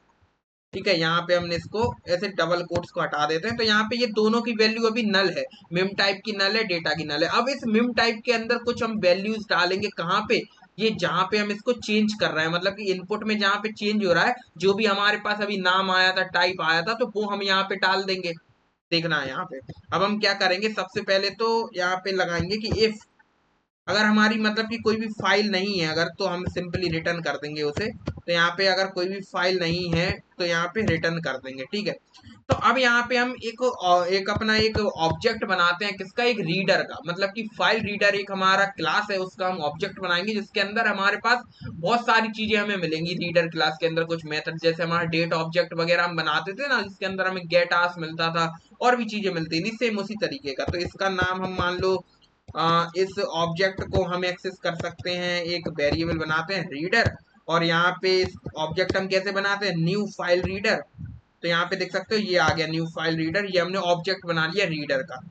अब इसके अंदर हम रीडर के अंदर क्या करेंगे, एक फंक्शन कॉल करेंगे, मतलब कि जब ये लोड होगा, जब ये रीडर हमारा चलेगा, जब ये रीड करना स्टार्ट करेगा, तो यहाँ पे रीडर में हम क्या करेंगे, एक ऑन लोड फंक्शन चलाएंगे, मतलब कि इवेंट चलाएंगे। तो यहाँ पे जब ये हमारा इवेंट चलेगा, यहाँ पे ऐसे बराबर करते हैं, ठीक है। तो यहाँ पे ये ऑन लोड हम इवेंट हम इसके अंदर चला रहे हैं। तो इस टाइम पे जब रीडर हमारा चलेगा, मतलब कि जब ये फाइल को जिस टाइम पे रीड कर रहा है, उस टाइम पे हम क्या करेंगे, इस फाइल की वैल्यू को हम कैसे, अब यहाँ पे हमने क्या लिखा था, फाइल डिटेल्स के अंदर एक मिम टाइप था, तो मिम टाइप तो हमें पता है, डेटा अभी देखते हैं बेस 64 में कैसे कन्वर्ट करेंगे। पर मिम टाइप के अंदर हमें टाइप ही तो डालना था उसका, और टाइप हमने देखा था कि ये फाइल के अंदर हमें मिल गया था टाइप, मिल गया था टाइप। तो यहाँ पे हम क्या करते हैं, सिंपली यहाँ पे लिखेंगे हमारा जो फाइल डिटेल्स वाला ऑब्जेक्ट था, उसके अंदर जो हमारा मिम टाइप है, उसकी वैल्यू को हम कर देते हैं, क्या करेंगे, उसकी वैल्यू को यहाँ पे फाइल डॉट टाइप, मतलब कि फाइल के अंदर टाइप हमारा था ना, उसी के अंदर तो था उसका टाइप, तो हमने फाइल डॉट टाइप को डाल दिया अपने फाइल डिटेल्स के मिम टाइप के अंदर, मतलब कि ये मिम टाइप के अंदर हमने इसको डाल दिया। तो ये मिम टाइप तो हमारा बन चुका है, बढ़िया है। अब यहाँ पे फाइल डिटेल्स का जो डेटा है वो हमें चाहिए। फाइल डिटेल्स के जो डेटा है इसके अंदर हम क्या डालेंगे, बेस 64 में डालना है। तो देखो यहाँ पे हम क्या करेंगे, सबसे पहले तो एक ऑब्जेक्ट बनाएंगे, लेट बेस 60, मतलब कि ऑब्जेक्ट नहीं, एक हम वेरिएबल बनाएंगे, बेस 64 डेटा डाल देते हैं ऑब्जेक्ट, मतलब कि वेरिएबल का नाम। तो यहाँ पे लिखते हैं 64 डेटा। तो यहाँ पे ये हमारा एक एक वेरिएबल है। अब इस वेरिएबल के अंदर हम कैसे उस डेटा को बेस 64 में कन्वर्ट करेंगे वो देखना। तो अब इसके अंदर क्या आएगा उसको समझने के लिए हम सबसे पहले ये चीजों को, इसके अंदर की चीजों को जरा अभी के लिए कमेंट आउट करते हैं और इसमें हम ई पास करते हैं और इसको कंसोल लॉग करा के देखते हैं ई को। ठीक है, तो फिर हमें चीजें समझ में आएंगी कि हम डेटा के अंदर क्या डालेंगे, हमें कहाँ पे बेस 64 में ये ऑलरेडी कन्वर्ट मिलेगा, हमें कोई ऐसी बात है नहीं, तो ये ऑलरेडी कन्वर्ट मिलेगा। तो ई हमने यहाँ पे लिख दिया। अब यहाँ पे जरा कोई इमेज को हम यहाँ पे डाल के देखते हैं। जब हम इसको इमेज को डालेंगे तो ये लोड होगा। तो बेसिकली अभी लोड नहीं हो रहा है क्योंकि अभी हमने यहाँ पे वो तो किया ही नहीं, तो हमें ये तो हमने बताया ही नहीं कि किस डेटा को हमें रीड करना है। ठीक है, केवल हमने रीडर लिख दिया, फाइल रीडर लिख दिया। ये फाइल को तो हमने कहीं पे डाला ही नहीं जो फाइल हमारी आ रही है। तो यहाँ पे हम क्या करेंगे, सिंपल सा हम क्या करेंगे ये देखना ध्यान से। तो यहाँ पे हम लिखेंगे रीडर डॉट यूआरएल, नहीं यहाँ पे लिखेंगे हम रीड डेटा एज यूआरएल। तो यहाँ पे लिखेंगे रीड एज डेटा यूआरएल। ठीक है, तो रीड एज डेटा यूआरएल हम लिखेंगे कि मतलब कि जो रीडर है वो क्या कर रहा है, रीड कर रहा है डेटा को एज अ यूआरएल। तो अब यहाँ पे इसके अंदर अब किस डेटा को रीड कर रहा है वो हमने लिख दिया फाइल। ठीक है, अब ये चीज लिख दी। अब यहाँ पे हम देखेंगे कोई भी इमेज लेके आएंगे तो यहाँ पे ये कंसोल लॉग हमें करके देगा। तो मान लो हम इस इमेज को हम लेके आएंगे तो इसके अंदर आप देख सकते हो ये कुछ हमारे पास आया। अब इसके अंदर हमें वहां पे डेटा किसका चाहिए, हमें चाहिए वो डेटा की बेस 64 में जो कन्वर्ट होके आया उस इमेज का डेटा। तो वो हम कैसे जाएंगे, तो यहाँ पे देखना ध्यान से हम क्या करने वाले हैं। तो यहाँ पे जैसे ही हम अपने लोड के बाद जो हमारी रिजल्ट है, रिजल्ट के बाद हमारे पास जो डेटा पूरा दिया हुआ है, देखो डेटा कोलन लिखा हुआ है पूरा, ये क्या है हमारा डेटा। तो इस डेटा को हमें क्या करना है, ये हमारा ऑलरेडी बेस 64 में कन्वर्ट है। देखो यहाँ पे लिखा हुआ है बेस 64। ठीक है, तो ये ऑलरेडी कन्वर्ट है। तो यहाँ पे इस रिजल्ट के अंदर मतलब कि हम सबसे पहले किस पे गए, ई मतलब कि इवेंट, ई डॉट रिजल्ट पे हम गए और रिजल्ट के अंदर जो डेटा है उसको हमें क्या करना है, उसको हमें उस डेटा के अंदर लिखना है। सिंपल सी बात है, बस हमें पता चल गया हमें क्या लिखना है, चलिए लिखते हैं। तो यहाँ पे इसको अब हम करते हैं कमेंट आउट से बाहर, कंसोल लॉग को हटाते हैं और बेस 64 के अंदर हम डेटा कैसे लेके आएंगे। यहाँ पे सबसे पहले हम जाएंगे ई पे, ई के बाद हम किस पे गए थे, टारगेट पे। टारगेट पे ही तो गए थे। इसके बाद हमारे पास क्या आ गया था, हमारा डेटा आ गया था। यहाँ पे टारगेट के बाद हम किस पे गए थे, रिजल्ट पे। और इसके बाद क्या हुआ था, हमारा डेटा हमें मिल गया था। तो उसको हम क्या करते हैं, स्प्लिट कर लेते हैं कॉमा में, मतलब कि कॉमा में स्प्लिट हो जाए वो सारी चीजें। और यहाँ पे वो हमारा किस इंडेक्स वाला डेटा चाहिए था, 1 इंडेक्स। पहले पे तो केवल इमेज अकेला लिखा हुआ था, फिर नीचे वाले इंडेक्स पे, फर्स्ट इंडेक्स पे हमारे पास पूरा डेटा था। तो आप जाके वीडियो को रिवाइंड करके देख सकते हो कहाँ पे। तो यहाँ पे कुछ इस टाइप का ये हमारा बेस 64 के अंदर हमने ये डेटा डाल दिया है। अब इस डेटा के अंदर हम क्या डाल देंगे, यही बेस 64 डेटा जो हमने यहाँ पे इस वेरिएबल के अंदर स्टोर किया है वो हमने इसके अंदर डाल दिया। तो मतलब कि मिम टाइप के अंदर क्या आना था, डेटा के अंदर क्या आना था, वो सारी चीजें हमें पता लग गई हैं और हमने इसको इसके अंदर डाल दिया है। तो अब यहाँ पे हम इसके बाद एक काम कर सकते हैं कि अपने एसआरसी को, अपनी जो इमेज है उसके एसआरसी को एक्सेस कर सकते हैं कि कौन सी इमेज हमने वहां पे इनपुट में ली थी, और उसको अपने कहाँ पे, यहाँ पे ये जो इनर इमेज वाला है ना, यहाँ पे उसको हम दिखा सकते हैं। तो चलते हैं वो काम करते हैं। ठीक है, अब उस इमेज का एसआरसी हमें चेंज करना है। मतलब कि एक इमेज हमने नॉर्मल सी इसके अंदर डाली है क्या, अभी नहीं डाली। देखो ये हमारा क्या है, ये है हमारा अपलोड इमेज के अंदर, ये इनर अपलोड इमेज जो है इसके अंदर हम क्या करते हैं, एक इमेज डालते हैं। यहाँ पे लिखते हैं एक इमेज हम लगाएंगे और उसका एसआरसी अभी के लिए कुछ नहीं रखेंगे, डायनेमिकली उसका एसआरसी चेंज होगा। तो यहाँ पे उसको आईडी भी दे देते हैं हम इमेज। ठीक है, तो एक ये इमेज है, ये हमारी किसके अंदर है, इनर अपलोड इमेज के अंदर। पर अभी इसका कुछ भी हमें नहीं पता। ठीक है, अभी इसका एसआरसी कुछ नहीं है तो ये दिखेगी ही नहीं हमें। पर यहाँ पे तो एक इमेज हमने यहाँ पे लगा ली है और अब हम यहाँ पे क्या करेंगे कि जावास्क्रिप्ट में आएंगे और देखेंगे कि इसका एसआरसी हम कैसे लगाएंगे। तो सबसे पहले एसआरसी हम लगाएंगे कैसे, उसको समझने के लिए यहाँ पे हम क्या करेंगे, सबसे पहले तो यहाँ पे हम उस इमेज को एक्सेस कर लेते हैं। तो इस इमेज को हमने आईडी क्या दी है, इमेज।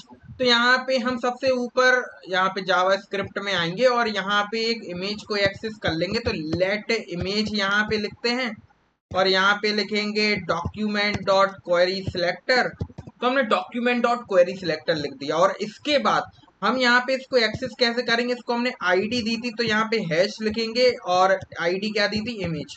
तो यहाँ पे हमने इमेज लिख दिया। तो अब इस इमेज का एसआरसी हमें चेंज करना है। तो इस इमेज का एसआरसी क्या होगा, तो यहाँ पे लिखेंगे इमेज डॉट एसआरसी, और यहाँ पे इसका एसआरसी हम चेंज कर देंगे। तो एसआरसी बेसिकली क्या होगा, ये मैंने कहाँ से लेके आया, अब उसको जरा समझते हैं। तो इसको हम यहाँ से ये हटा देंगे, बैकटिक यहाँ पे लगाएंगे, और फिर मैं आपको बताता हूँ कि इसका मतलब क्या है। तो यहाँ पे देखो, इसका मतलब सिंपल सा क्या है कि जब हमने यहाँ पे अपना क्या देखा था, ई डॉट टारगेट पे जब हम गए थे, तो उस टाइम पे उसका एसआरसी कैसे लिखा हुआ था। सबसे पहले डेटा है, डेटा के अंदर हमारा क्या है, ये जो उसका टाइप होगा, जो भी हमारे फाइल का, वो हमने यहाँ पे लिख दिया। इमेज का जो भी टाइप है वो हमारा कुछ ये होगा, क्योंकि file details dot meme type के अंदर क्या है, उस फाइल का टाइप की वो किस टाइप का है। और फिर यहाँ पे बेस 64 कॉमा, यहाँ पे हमने क्या लिखा, अपनी फाइल डिटेल्स डॉट डेटा, मतलब कि जो भी डेटा था उसको हमने इसके अंदर लिख दिया। तो ये हमारा कंप्लीट बन चुका है इमेज का एसआरसी। तो इमेज का एसआरसी हम कर देंगे ये। तो अब देखना यहाँ पे क्या होगा। अब यहाँ पे जैसे ही हम कोई इमेज लेके आते हैं, मान लो ये वाली इमेज हम लेके आएंगे, यहाँ पे ओपन पे क्लिक करेंगे, तो यहाँ पे ये इमेज आनी चाहिए, पर ये इमेज तो हमारी आई नहीं। देखते हैं क्यों नहीं आई। यहाँ पे कंसोल लॉक करके देखते हैं कि इमेज हमारी क्यों नहीं आई है। तो यहाँ पे इसको सबसे पहले तो ऐसे ओपन करते हैं। देखो आ चुकी है, कितनी बड़ी इमेज ये हो गई है। देखो हो चुकी है कितनी बड़ी इमेज।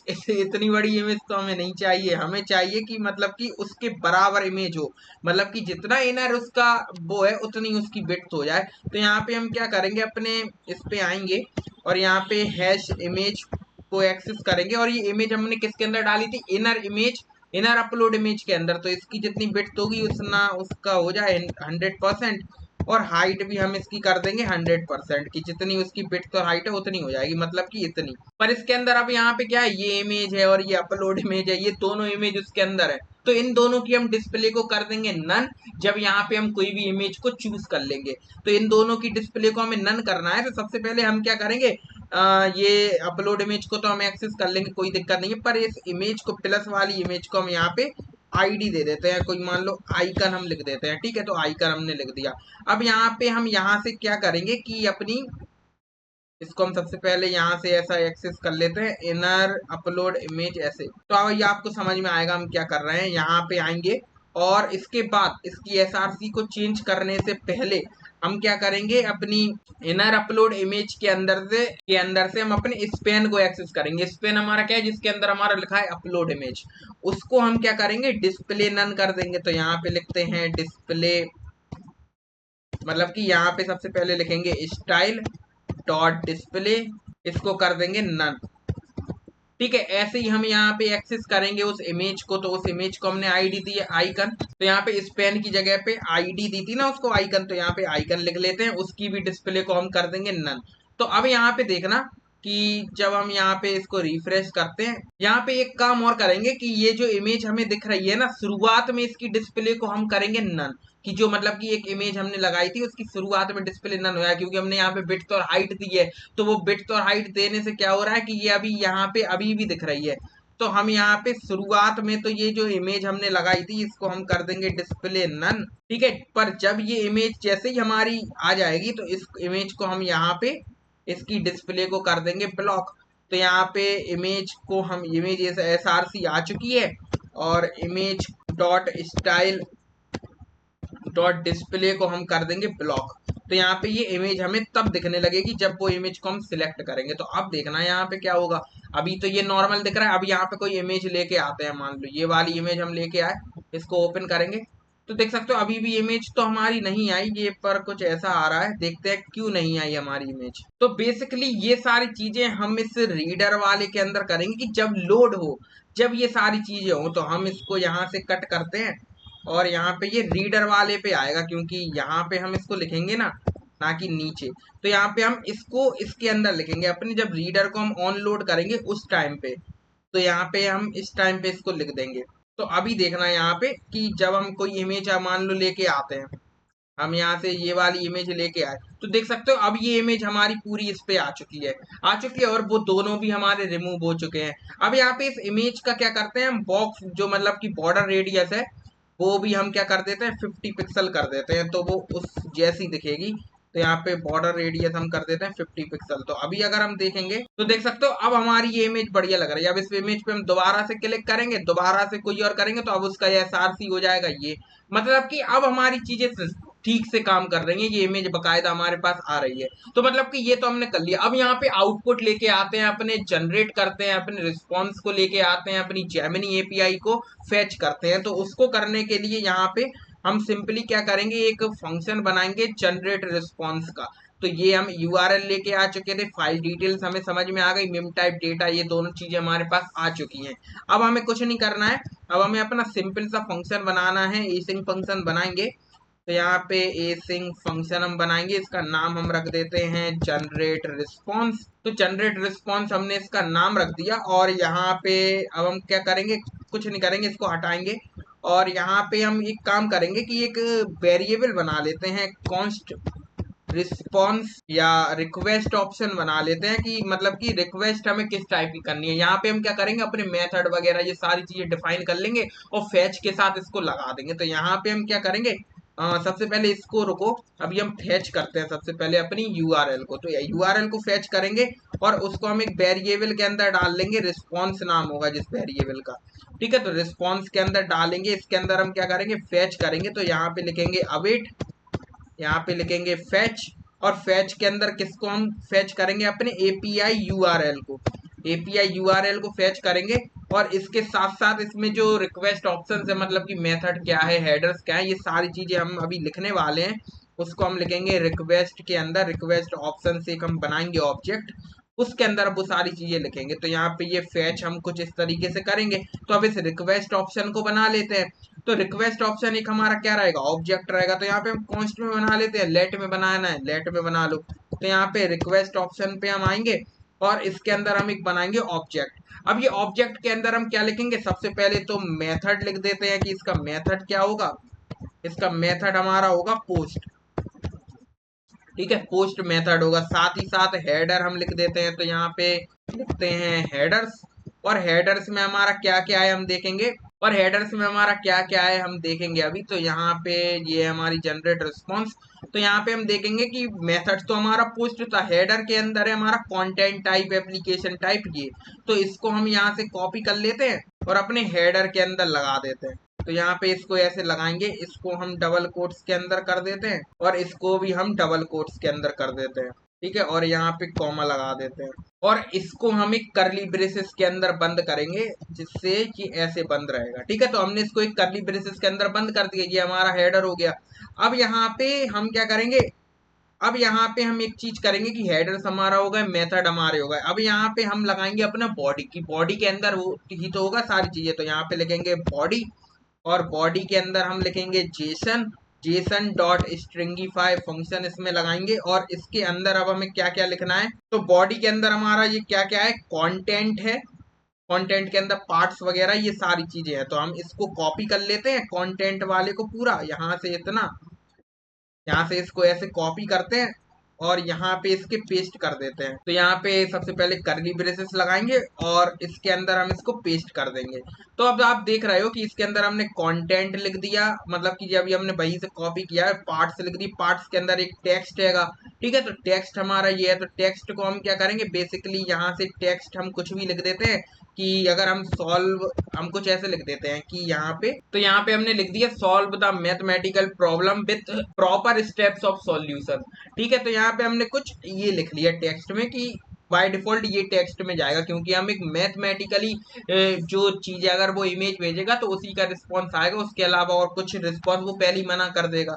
ठीक है, तो टेक्स्ट में कुछ ये हमने पास कर दिया। अब इमेज में हम क्या पास करेंगे, ये तो मिम टाइप में हमने क्या लिखा है, तो यहाँ पे मिम टाइप में हम क्या डाल देंगे, यहाँ पे लिखेंगे फाइल टाइप, फाइल डिटेल्स जो है उसका मिम टाइप हम इसके अंदर डाल देंगे। तो हमने फाइल डिटेल्स का मिम टाइप डाल दिया मिम टाइप के अंदर, और डेटा हम इसके अंदर डाल देंगे। तो डेटा हम क्या डालेंगे, तो यहाँ पे फाइल डिटेल्स का डॉट डेटा हम इसके अंदर डाल देंगे, डेटा के अंदर। तो ये इनलाइन हमने ये इसके अंदर डाल दिया है। ठीक है, तो ये दोनों चीजें हम इसके अंदर डाल दी, और टेक्स्ट के अंदर ये डाल दिया। तो मतलब कि ये हमने रिक्वेस्ट ऑप्शन पूरा बना लिया है। अब यहाँ पे जब एपीआई को फेच कर रहे हैं, तो ये रिक्वेस्ट ऑप्शन हमने यहाँ पे पास कर दिया, और इसके बाद अब हम क्या करेंगे, जो भी रिस्पॉन्स आया है उसको हम जेसन में कन्वर्ट कर लेंगे। तो यहाँ पे लेट डेटा के अंदर उसको स्टोर कर देंगे, जो भी जेसन फॉर्मेट में आएगा। तो यहाँ पे लिखेंगे अवेट रिस्पॉन्स डॉट जेसन। तो हमने उसको जेसन फॉर्मेट में कन्वर्ट कर दिया। अब यहाँ पे जरा डेटा को प्रिंट करा के देखते हैं, कंसोल डॉट लॉग डेटा। तो डेटा को प्रिंट करा के देखते हैं। तो यहाँ पे जरा हम आते हैं इस पे और कंसोल लॉग करते हैं। तो कंसोल लॉग करने के बाद इस पे हम अपनी कोई भी इमेज लेके आते हैं, मान लो जोकर की इमेज लेके आए हम, और इसमें हम आंसर पे, और एक काम और करेंगे, इस फंक्शन को कॉल भी तो करना पड़ेगा। तो इस फंक्शन को हम कॉल करेंगे जब हमारे आंसर वाले बटन पे क्लिक हो। तो यहाँ पे उस बटन को हम एक्सेस कर लेते हैं। तो यहाँ पे आते हैं और बटन को एक्सेस कर लेते हैं। यहाँ पे लिखते हैं बटन, और यहाँ पे डायरेक्ट बटन ही एक ही बटन है हमारे पास, तो बटन को डायरेक्ट ऐसे एक्सेस कर लेते हैं। और इस btn पे जब हम क्लिक करें, सबसे नीचे बना लेते हैं। तो btn पे जब हम क्लिक करेंगे तो डॉट एड इवेंट लिसनर, तो यहाँ पे क्या होगा कि सबसे पहले तो क्लिक इवेंट चलेगा, और उसके बाद फंक्शन कौन सा कॉल हो जाएगा, जनरेट रिस्पॉन्स वाला। ठीक है, तो ये फंक्शन हमारा कॉल हो जाएगा। तो अब यहाँ पे देखना कि जब हम कोई इमेज लेके आते हैं, मान लो जोकर की इमेज लेके आए, ठीक है, तो यहाँ पे आंसर पे जब हम क्लिक करेंगे तो देखो रिस्पॉन्स आ रहा है। देखो रिस्पॉन्स हमारा आ चुका है, आ गया रिस्पॉन्स। अब यहाँ पे हम नीचे करेंगे तो यहाँ पे कैंडिडेट्स के अंदर जाएंगे, तो कैंडिडेट्स के अंदर जाएंगे तो कैंडिडेट्स के अंदर भी हमारे ऑब्जेक्ट के अंदर जाएंगे, और इस ऑब्जेक्ट के अंदर यहाँ पे कंटेंट के अंदर जाएंगे। तो कंटेंट के अंदर जाने के बाद पार्ट्स के अंदर गए, तो अब देख सकते हो यहाँ पे ये टेक्स्ट हमारा आ गया कि this is an image of a fictional character, there are no mathematical problems to solve. मतलब कि हमने यहाँ पे मैथमेटिकल प्रॉब्लम को सॉल्व करने के दिया था, पर ये जोकर है तो वो कह रहा है, मतलब कि बता रहा है आपको। तो ये भी हमारा ठीक लग रहा है। और यहाँ पे अगर मान लो अब की बार हम कोई मैथमेटिकली प्रॉब्लम लेके आए, तो यहाँ पे मैथमेटिकल मान लो ये लेके आते हैं, ये इक्वेशन है हमारे पास, ये इक्वेशन है इस इमेज की, देख सकते हैं ये वैल्यू निकाल पा रहा है कि नहीं। आंसर पे क्लिक करेंगे, दूसरा रिस्पॉन्स आएगा हमारे पास। तो देख सकते हो एक और हमारा ऑब्जेक्ट नीचे आ गया है, इसको हम देखेंगे। तो इसमें आप देखना, इस पे जब हम ओपन करेंगे इसको, तो कैंडिडेट्स को ओपन करेंगे। तो कैंडिडेट्स को ओपन करने के बाद यहाँ पे कैंडिडेट्स के जीरो पे आए, जीरो के बाद यहाँ पे हम जाएंगे कंटेंट पे, और कंटेंट के बाद जाएंगे पार्ट्स पे। तो अब देख सकते हो यहाँ पे हमारे पास पूरा ये डेटा आ गया है, पर यहाँ पे कुछ कुछ चीजें ऐसी हैं, तो इनको हम ठीक करके प्रॉपर वे में अपना प्रिंट कराएंगे यहाँ पे। तो यहाँ पे कुछ डेटा तो हमारा आ गया है, देखो इसने वैल्यू निकाल दी है कि y इक्वल टू 8/9 है और x इक्वल टू 14/9 है। तो मतलब कि वैल्यूज ये कैलकुलेट करके दे रहा है, रिस्पॉन्स अच्छे से आ रहा है। तो अब हम यहाँ पे हम कैसे पहुंचे थे यहाँ तक, हम ऐसे पहुंचे थे कि ई डॉट कैंडिडेट्स पे सबसे पहले गए, कैंडिडेट्स के जीरो पे गए हम, और जीरो पे कंटेंट पे गए, कंटेंट के पार्ट्स पे जीरो पे, तो ऐसे हम इस पे पहुंचे। तो हम इसको डायरेक्ट लिख लेते हैं वहां पे, एक इसको हटाते हैं, कंसोल लॉग डेटा को हटाते हैं, और इस डेटा को हम क्या करते हैं, एक्स अपने एक एपीआई रिस्पॉन्स को हम प्रॉपर वे में प्रिंट कराने के लिए उसको हम स्टोर करा लेंगे एपीआई रिस्पॉन्स के अंदर। तो हम कैसे पहुंचेंगे उस तक, तो सबसे पहले हम डेटा पे हैं, डेटा के बाद हम किस पे गए, कैंडिडेट्स पे। तो इसको पूरा लिख लेते हैं फिर हम समझते हैं। तो हमने ये कुछ लिख लिया कि सबसे पहले हम डेटा पे गए, डेटा के बाद हम कैंडिडेट्स पे गए, उसके जीरो पे हमने देखा था, तो कंटेंट पे गए, फिर कंटेंट में पार्ट्स के जीरो पे गए, फिर हमें टेक्स्ट मिला। तो टेक्स्ट मिल गया हमें, और यहाँ पे वो जो चीजें आ रही थी ना, स्लैश और ये एस्टेरिस्क वगैरह आ रहे थे, तो इनको हमने रिप्लेस कर दिया यहाँ पे, तो वो वहां पे ये दिखेंगे नहीं, और फिर हमने डॉट ट्रिम लगा दी, मतलब कि सारी चीजें बिल्कुल एक अच्छे से चीजें हमें दिखें, एक ऑप्टिमाइज होके चीजें दिखें। तो इसलिए हमने ये कर दिया। अब यहाँ पे ये हमने इतना लिख लिया एपीआई रिस्पॉन्स को, अगर अब हम प्रिंट कराएंगे ना, तो अब हमारे पास प्रॉपर रिस्पॉन्स हमारे पास प्रिंट होके आएगा। तो यहाँ पे कंसोल लॉग करके यहाँ पे लिखते हैं एपीआई रिस्पॉन्स, और अब यहाँ पे हम क्या करते हैं, कोई इमेज लेके आते हैं, इसको हम हटाते हैं। सबसे पहले इसको कंसोल पे जाते हैं, तो ये है कंसोल, यहाँ पे कोई इमेज लेके आते हैं अब, और मान लो अब की बार ये इमेज है मेरे पास क्वाड्रेटिक इक्वेशन की, उसको हम लेके आते हैं, ये है। तो इसको हम ओपन करते हैं, यहाँ पे ये इक्वेशन आ चुकी है, ठीक है। इसको हम आंसर पे क्लिक करेंगे, तो यहाँ पे रिस्पॉन्स आने वाला है। देखो इसका रिस्पॉन्स हमारे पास आ चुका है, बकायदा अच्छे वे में आया है। देखो स्टेप 1 में पहले उसने स्टेप 1 लिखा, फिर यहाँ पे ये उसका स्टेप 1 ये है, फिर स्टेप 2 में उसने ये किया, स्टेप 2 ये है, फिर सॉल्यूशन को जैसे किया, इसमें जितने भी स्पेसेस हैं, जितनी सारी चीजें हैं, वो एक प्रॉपर वे में हमारे पास आ रही हैं। अब यहाँ पे इस प्रॉपर वे में ही हमें वहां पे प्रिंट कराना है, तो उसको हम कैसे कराएंगे? तो यहाँ पे देखो, प्रॉपर इसी वे में प्रिंट कराने के लिए हम इसको एक प्री टैग के अंदर लिखेंगे, क्योंकि नहीं तो हम अगर ऐसे प्रिंट कराएंगे तो वो क्या होगा, बीच बीच में जो स्पेसेस इसमें दिख रहे हैं वो स्पेसेस आएंगे नहीं। तो हम एक काम करेंगे कि उसको हम ऐसे ही प्रिंट कराएंगे। तो देखो अब यहाँ पे कैसे प्रिंट कराएंगे। तो सबसे पहले हम यहाँ पे, हमें इसको कहाँ पे प्रिंट कराना है वो तो बना ले। तो एक आउटपुट बॉक्स हम बनाते हैं। यहाँ पे किसके नीचे बनाएंगे? अपलोड इमेज के नीचे हमारे बॉडी के अंदर एक और बॉक्स है जिसका नाम है आउटपुट बॉक्स। आउटपुट क्लास हमने उसको दे दिया और इसके अंदर हमने लगा दिया एक प्री टैग। तो हमने यहाँ पे एक प्री टैग लगा दिया और इसके अंदर हमको पूरा रिस्पॉन्स लेके आएंगे। तो इसको हम कोई मान लो आईडी दे देते हैं, आईडी दे देते हैं रिस्पॉन्स, या रिस्पॉन्स ना देके इसको हम टेक्स्ट आईडी दे देते हैं। ठीक है, तो हमने इसको आईडी दे दी टेक्स्ट। अब इसके अंदर हम सारी चीजें लेके आएंगे। तो आउटपुट अभी हम देखेंगे, तो आउटपुट तो अभी हम कुछ दिखेगा नहीं, तो यहाँ पे आउटपुट को सबसे पहले बना लेते हैं। तो डॉट आउटपुट जो है उसकी वैसे तो मैक्स बिट, वैसे तो बिट इसकी रहेगी 90%, पर मैक्स बिट जो है वो इसकी रहेगी 700 पिक्सल। और यहाँ पे हाइट ये ऑटोमेटिकली ले लेगा, हाइट देने की जरूरत नहीं है। और बैकग्राउंड कलर हम इसका देखना क्या करेंगे, बैकग्राउंड कलर कुछ ऐसा करेंगे और कलर कर देंगे व्हाइट। ठीक है, तो कुछ ऐसा ये रहेगा। तो अभी हमने आउटपुट के अंदर कुछ नहीं लिखा, तो ये अभी देखो ऐसा दिख रहा है, देखो अभी भी हमें ऐसा दिख रहा है, ये दिख रहा है। और इसके नीचे हम बॉक्स शैडो भी दे देंगे।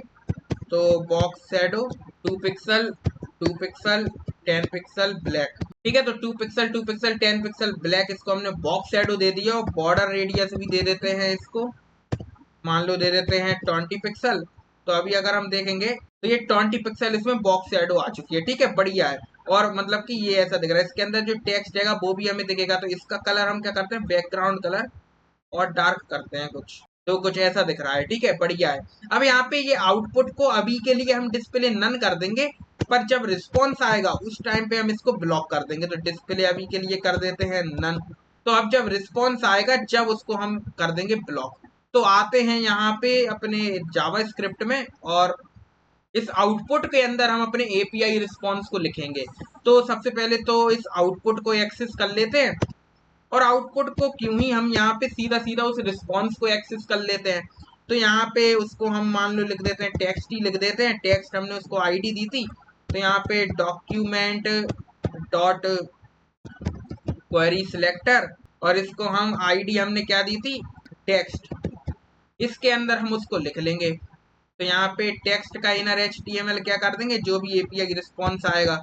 तो टेक्स्ट डॉट इनर एचटीएमएल हम क्या कर देंगे, हमारा एपीआई रिस्पॉन्स।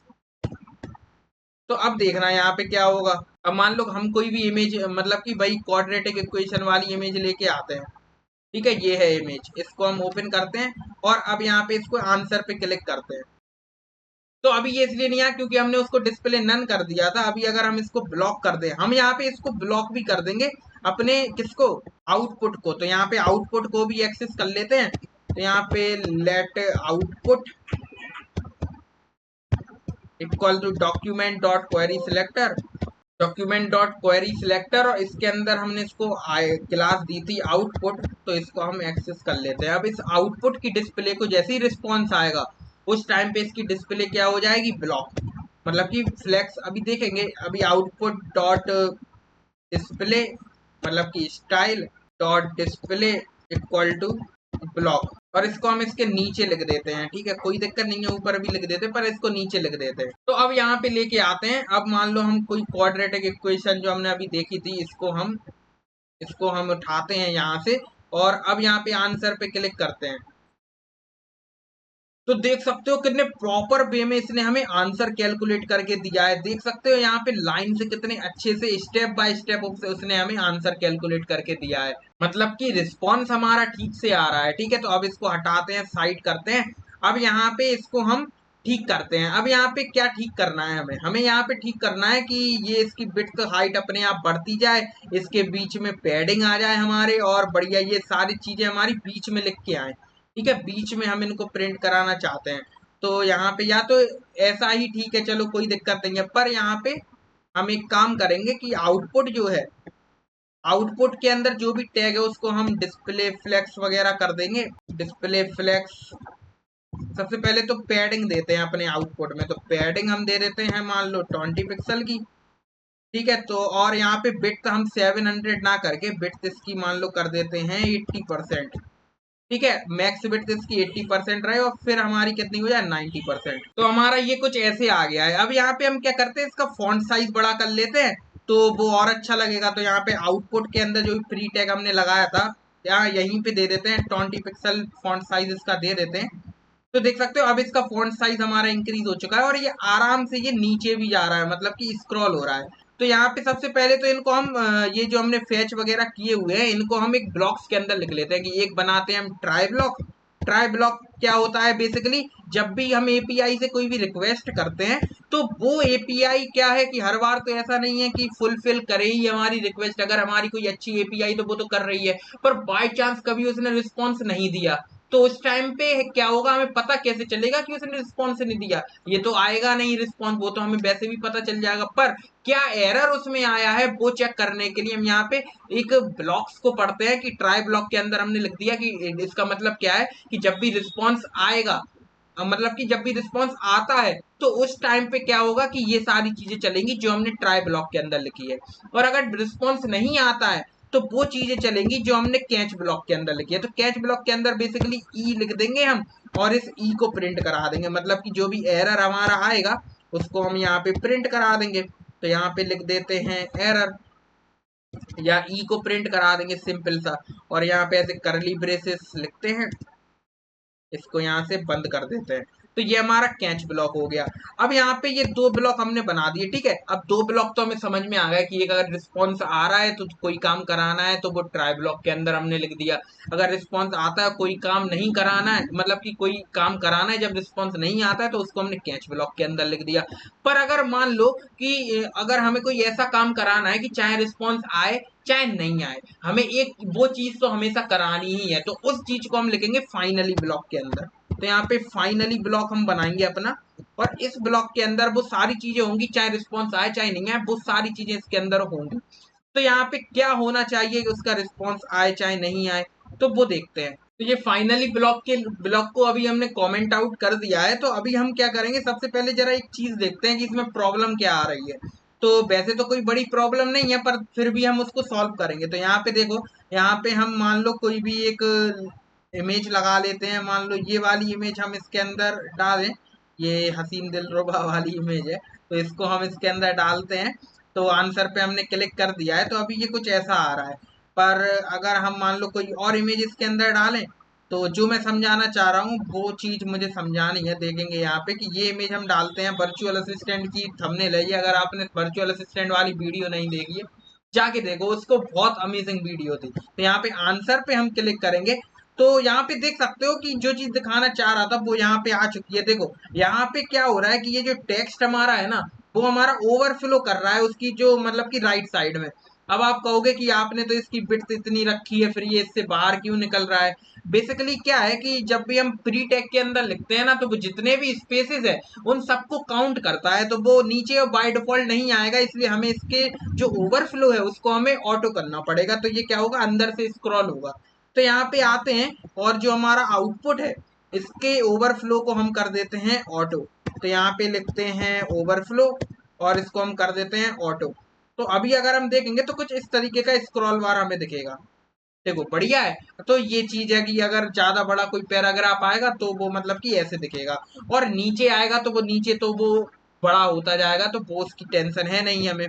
तो और एक चीज और यहाँ पे कि जब हम इस इमेज पे क्लिक करें तो ये वाला जो टेक्स्ट है या फिर लिखा रहने दो, कोई दिक्कत नहीं है कि यहाँ पे, या एक काम करते हैं कि जब हम इस इमेज पे क्लिक करें तो ये जो पूरा आउटपुट है ये दोबारा से इसकी डिस्प्ले क्या हो जाए, नन हो जाए। तो वो हम कैसे करेंगे, तो यहाँ पे क्या करेंगे कि जब हम दोबारा से इस पे कोई और चेंज हो, मतलब कि यहाँ पे चेंज हो इसकी इनपुट में, तो उस टाइम पे ये जो हमारा आउटपुट है उसकी डिस्प्ले को हम फिर से नन कर देंगे। तो चेंज कहाँ पे हो रहा है, ये हो रहा है चेंज।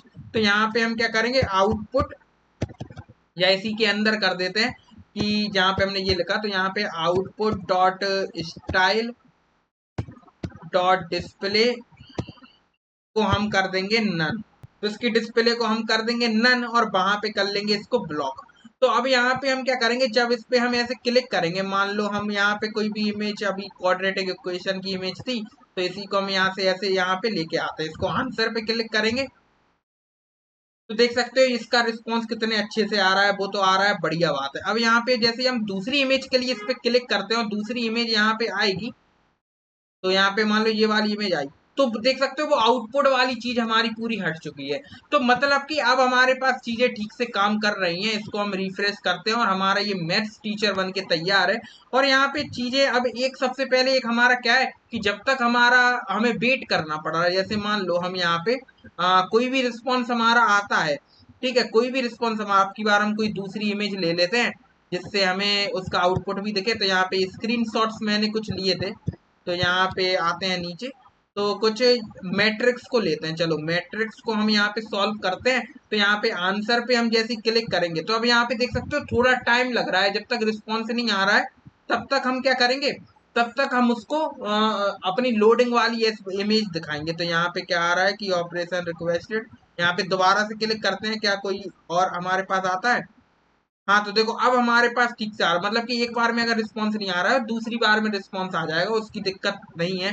तो यहाँ पे देख सकते हो इसने पूरा बकायदा कितने अच्छे से हमें सॉल्व करके दे दी है पूरी मैट्रिक्स। मतलब कि है ना हमारा अच्छा मैथ टीचर। ठीक है, तो मैथ टीचर हमारा बढ़िया है। ठीक है, तो बढ़िया लग रहा है ना, हाँ बढ़िया लग रहा है। अब यहाँ पे हम क्या करेंगे कि ये तो हमारी चीजें बढ़िया लग रही हैं और साथ ही साथ ये सारी चीजें भी बहुत गजब लग रही हैं, पर यहाँ पे लोडिंग वाली पीएनजी लेके आते हैं। जब तक हमारा रिस्पॉन्स नहीं आता है तब तक वो लोडिंग वाली पीएनजी हमें दिखेगी। तो उस इमेज को हम कहाँ पे डालेंगे, यहाँ पे index.html में, वहीं बॉडी के अंदर डाल लेते हैं। और बॉडी के अंदर कहाँ पे, अपलोड इमेज के नीचे, आउटपुट के ऊपर अपलोड इमेज के नीचे एक इमेज डाल लेते हैं, जिसको हम आईडी दे देते हैं लोडिंग। और इस इमेज के अंदर हम एक इमेज लेके आएंगे, तो वो इमेज आपको डिस्क्रिप्शन में मिल जाएगी। हम यहाँ पे डायरेक्ट लेके आते हैं, तो हम यहाँ पे लोडिंग वाली GIF लेके आ चुके हैं। तो यहाँ पे कुछ ये वाली लोडिंग वाली GIF हमारी है, तो इसको हम लगाते हैं। तो यहाँ पे आते हैं और यहाँ पे लिखते हैं loading.gif। तो अभी अगर हम देखेंगे तो ये देख सकते हो कितनी बड़ी लग रही है। तो इतना बड़ा नहीं, इसको हम विड्थ दे देते हैं बगल से, मान लो विड्थ दे देते हैं 80 पिक्सल। तो अभी हम देखेंगे तो कुछ इतनी दिख रही है, देखो बढ़िया लग रही है ना लोडिंग वाली। थोड़ी इसमें मार्जिन दे देंगे टॉप से। तो यहाँ पे हमने इसको आईडी दी है ना, आईडी हमने इसको क्या दी है, हैश लोडिंग। और इसको हम क्या करेंगे, इसकी हम सबसे पहले तो मार्जिन टॉप दे देंगे इसको कुछ। ठीक है, तो थोड़ी मार्जिन टॉप से तो रहे इसमें 30 पिक्सल की। तो यहाँ पे हम देखेंगे तो अब ये थोड़ा नीचे हमें दिख रही है, देखो अब बढ़िया लग रही है ये लोडिंग वाली। और इसके साथ साथ इसमें हम थोड़ी बॉक्स शैडो भी, मतलब कि पीछे से ड्रॉप शैडो दे देंगे, क्योंकि ये पीएनजी है। तो यहाँ पे फिल्टर में जाएंगे और यहाँ पे लिखेंगे ड्रॉप शैडो, और यहाँ पे 2 पिक्सल और 10 पिक्सल लिख के यहाँ पे इसको ड्रॉप शैडो दे देते हैं ब्लैक। तो अभी अगर हम देखेंगे तो इसके पीछे हमारी ड्रॉप शैडो आ चुकी है, जो कि बढ़िया लग रही है और ये हमारी अच्छे से चल भी रही है। ठीक है, लोडिंग वाली एसवीजी। पर इसको अभी हम क्या करेंगे, इसको अभी हम नन कर देंगे इसकी डिस्प्ले को। ये हमें तब दिखे जब हम उस बटन पे क्लिक करें आंसर वाले, और हट कब जाए, जब रिस्पॉन्स आ जाए। तो उस टाइम पे इसको हम इसको एक्सेस कर लेते हैं सबसे पहले लोडिंग वाली इमेज को। तो यहाँ पे आते हैं और इसको हम ऐसे कॉपी करते हैं, यहाँ पे लिखते हैं लेट लोडिंग और यहाँ पे लिखते हैं हैश लोडिंग। ठीक है, तो अब यहाँ पे इस लोडिंग वाली को हम क्या करते हैं, जब हम बटन पे क्लिक करेंगे, तो बटन हमारा क्लिक कब हो रहा है, ये हो रहा है बटन क्लिक, मतलब कि ये हो रहा है बटन क्लिक। तो हम इसको क्या करते हैं, इस फंक्शन को ऐसे ना करके पास ऐसे हम एक बनाते हैं, इसके अंदर जनरेट रिस्पॉन्स को हम ऐसे कॉल करेंगे और इसके ऊपर हम क्या करेंगे, अपनी लोडिंग वाली को भी इसकी स्टाइल में डिस्प्ले को इसकी ब्लॉक कर देंगे। तो यहाँ पे लिखेंगे dot display equal to block. तो यहाँ पे देखेंगे तो अभी जब हम आंसर पे क्लिक करेंगे जब होगा वो, तो यहाँ पे सबसे पहले तो कोई इमेज लेके आते हैं। तो मान लो ये इमेज हम लेके आए, ठीक है, तो ये इमेज अभी कोई फालतू है, ये हमने अमेजोन की इमेज है। तो इसको अगर हम आंसर पे क्लिक करें तो देख सकते हो ये हमारी आ रही है लोडिंग वाली, ये आ रही है। और जैसे ही रिस्पॉन्स आएगा वैसे ही हमें इसको हटाना है। तो अभी तो देखो यहाँ पे ये आ गया है रिस्पॉन्स, पर ये हटी नहीं है। पर जैसे ही रिस्पॉन्स आ जाए ये लोडिंग वाली ये हट जाए, तो वो हम कैसे करेंगे जानते हो, फाइनली ब्लॉक के अंदर लिख देंगे। तो यहाँ पे इसको हम कॉपी करते हैं और यहाँ पे फाइनली ब्लॉक को हमने इसलिए लगाया था कि चाहे अब रिस्पॉन्स आए चाहे नहीं आए, ये तो डिस्प्ले हमारी इसकी नन हो जाएगी। तो यहाँ पे इसको क्लिक करते हैं और यहाँ पे इसकी डिस्प्ले को कर देंगे नन। ठीक है, तो अभी अगर हम इसको देखेंगे तो अब देखो यहाँ पे हमारा ये बन के तैयार है। तो यहाँ पे जब हम मान लो हम कोई भी इमेज लेके आते हैं, यहाँ पे हम कोई इक्वेशन को सॉल्व करके देखते हैं। ठीक है, तो यहाँ पे बहुत सारे स्क्रीनशॉट ऑलरेडी हैं। यहाँ पे 3 इक्वेशन वाली एक इमेज है हमारे पास, ये देख सकते हो 3 इक्वेशन लिखी हुई है यहाँ पे। इन तीनों को ये सॉल्व कर पाता है हमारा मैथ्स टीचर या नहीं, इसको हम चैलेंज कर रहे हैं कि ये कर पाता है या नहीं। तो आंसर पे क्लिक करते हैं। लोडिंग वाली GIF आई देखो कितनी गजब लग रही है, और जैसे ही रिस्पॉन्स आया हट चुकी है। और यहाँ पे देख सकते हो इसने एक सिस्टमेटिक वे में हमें पूरा क्वेश्चन सॉल्व करके दिया है। यहाँ पे आया here's how to solve the system of equation, इसने तीनों इक्वेशन लाइन से लिखी हैं। फिर उसने स्टेप्स लिखे हैं कि क्या कर रहा है, एलिमेंट कर रहा है पहले variable, element another variable, eliminate मतलब कि एलिमिनेट अनदर वेरिएबल। ठीक है, तो यहाँ पे देख सकते हो सॉल्व कर रहा है 2 इक्वेशन को, मतलब कि इसने सारी चीजें लाइन से करी और एंड में हमारे पास आंसर आ चुका है x equal to 3, y equal to -5/2 और z इक्वल टू -5/2। मतलब कि रिस्पॉन्स हमारा देख सकते हो कितने अच्छे से आ रहा है। और देखते हैं कि ये रिस्पॉन्सिव है या नहीं। तो रिस्पॉन्सिव भी तो हम इसको करेंगे, रिस्पॉन्सिव है या नहीं वो देखते हैं। तो यहाँ पे देख सकते हो रिस्पॉन्स तो है यार, रिस्पॉन्सिव तो है। यहाँ पे मान लो कोई इमेज हम मतलब कि कोई आउटपुट पूछते हैं, इससे देखते हैं आउटपुट वाला भी है या नहीं। तो यहाँ पे इसको हम यहाँ से इस मैट्रिक्स को यहाँ पे आंसर करते हैं। तो देख सकते हो इसने मैट्रिक्स का आंसर भी हमारे पास दिया है, और ये हमारा साइड में चीजें आ रही हैं, देखो आ रही हैं क्योंकि यहाँ पे ये प्री टेक के अंदर है। तो यहाँ पे कुछ इस तरीके से हमारा आंसर आ रहा है। ठीक है, तो हमारे आंसर तो हमारे पास बकायदा अच्छे से आ रहे हैं, रिस्पॉन्सिव भी है। और यहाँ पे रिस्पॉन्सिव तो है हमारी, साथ साथ बहुत ही बढ़िया हमारी ये लग रही है। पर यहाँ पे एक चीज खराब हो रही है कि ये जो हमारा ये ज्यादा छोटा हो रहा है ये वर्चुअल मैथ्स टीचर। तो इसके लिए हमने रिस्पॉन्सिव वाली वीडियो में एक यूनिट पढ़ी थी बीमैक्स। उसमें क्या होता था कि एक पर्टिकुलर के बाद वो रुक जाता था अपना BW रिस्पॉन्सिव होना। तो यहाँ पे BW की तरह ही था वो, पर एक पर्टिकुलर विड्थ पे आके वो रुक जाता था हमारे विड्थ के द्वारा एडजस्ट होने पे। तो यहाँ पे style.css में जहाँ पे हमने H1 को हमने 4BW लिया है, तो यहाँ पे हम 4Bmax इसको देते हैं। तो अब यहाँ पे देखना क्या होगा कि देख सकते हो यहाँ पे अभी तो ये देखो, अभी तो ये छोटा हो रहा है, देखो जैसे जैसे हम नीचे कर रहे हैं, पर जैसे ये 4 पे रुका, 4BW हुआ, उस टाइम पे ये क्या हो रहा है, अब ये हमारा, अब देख सकते हो अब ये चेंज नहीं हो रहा है, अब ये छोटा नहीं हो रहा है, अब ये इसके नीचे आ रहा है। और इसको हम टेक्स्ट अलाइन इसका कर देंगे सेंटर। तो ये हमारा कुछ इस तरीके से दिखेगा। तो टेक्स्ट अलाइन हमने कर दिया सेंटर। तो देख सकते हो टेक्स्ट अलाइन हमारा सेंटर हो चुका है, और कितने बढ़िया से हमारी ये सारी चीजें लग रही हैं। देखो हर मोबाइल के लिए ये हमारा गजब लग रहा है रिस्पॉन्सिव, क्योंकि हमारा ये बन चुका है। तो आज की वीडियो में हमने अपनी वर्चुअल मैथ्स टीचर को बना लिया है, और अभी तक हम 3 वर्चुअल चीजें बना चुके हैं। एक वर्चुअल असिस्टेंट हमने अपनी बनाई थी, एक हमने वर्चुअल चैटबॉट अपना बनाया था, और एक हमने वर्चुअल मैथ्स टीचर अपने बना लिए हैं। तो अगर आपको स्कूल वगैरह में अपने मैथ्स वाले सर से डर लगता था, उनसे डाउट पूछने में डर लगता था, तो आप अपने वर्चुअल मैथ्स टीचर से वो डाउट सारे पूछ सकते हैं। और आज की वीडियो में हमने इसको बिल्कुल स्क्रैच से बनाया था, और अब हमने इसका एंड करने जा रहे हैं, और हमारा कंप्लीट बहुत अच्छे से बन चुका है। तो आज की वीडियो में इतना ही। अगर वीडियो अच्छी लगी हो तो वीडियो को लाइक करना, चैनल को सब्सक्राइब करना। मिलते हैं आपसे नेक्स्ट वीडियो में, तब तक के लिए thanks for watching, take care and bye bye.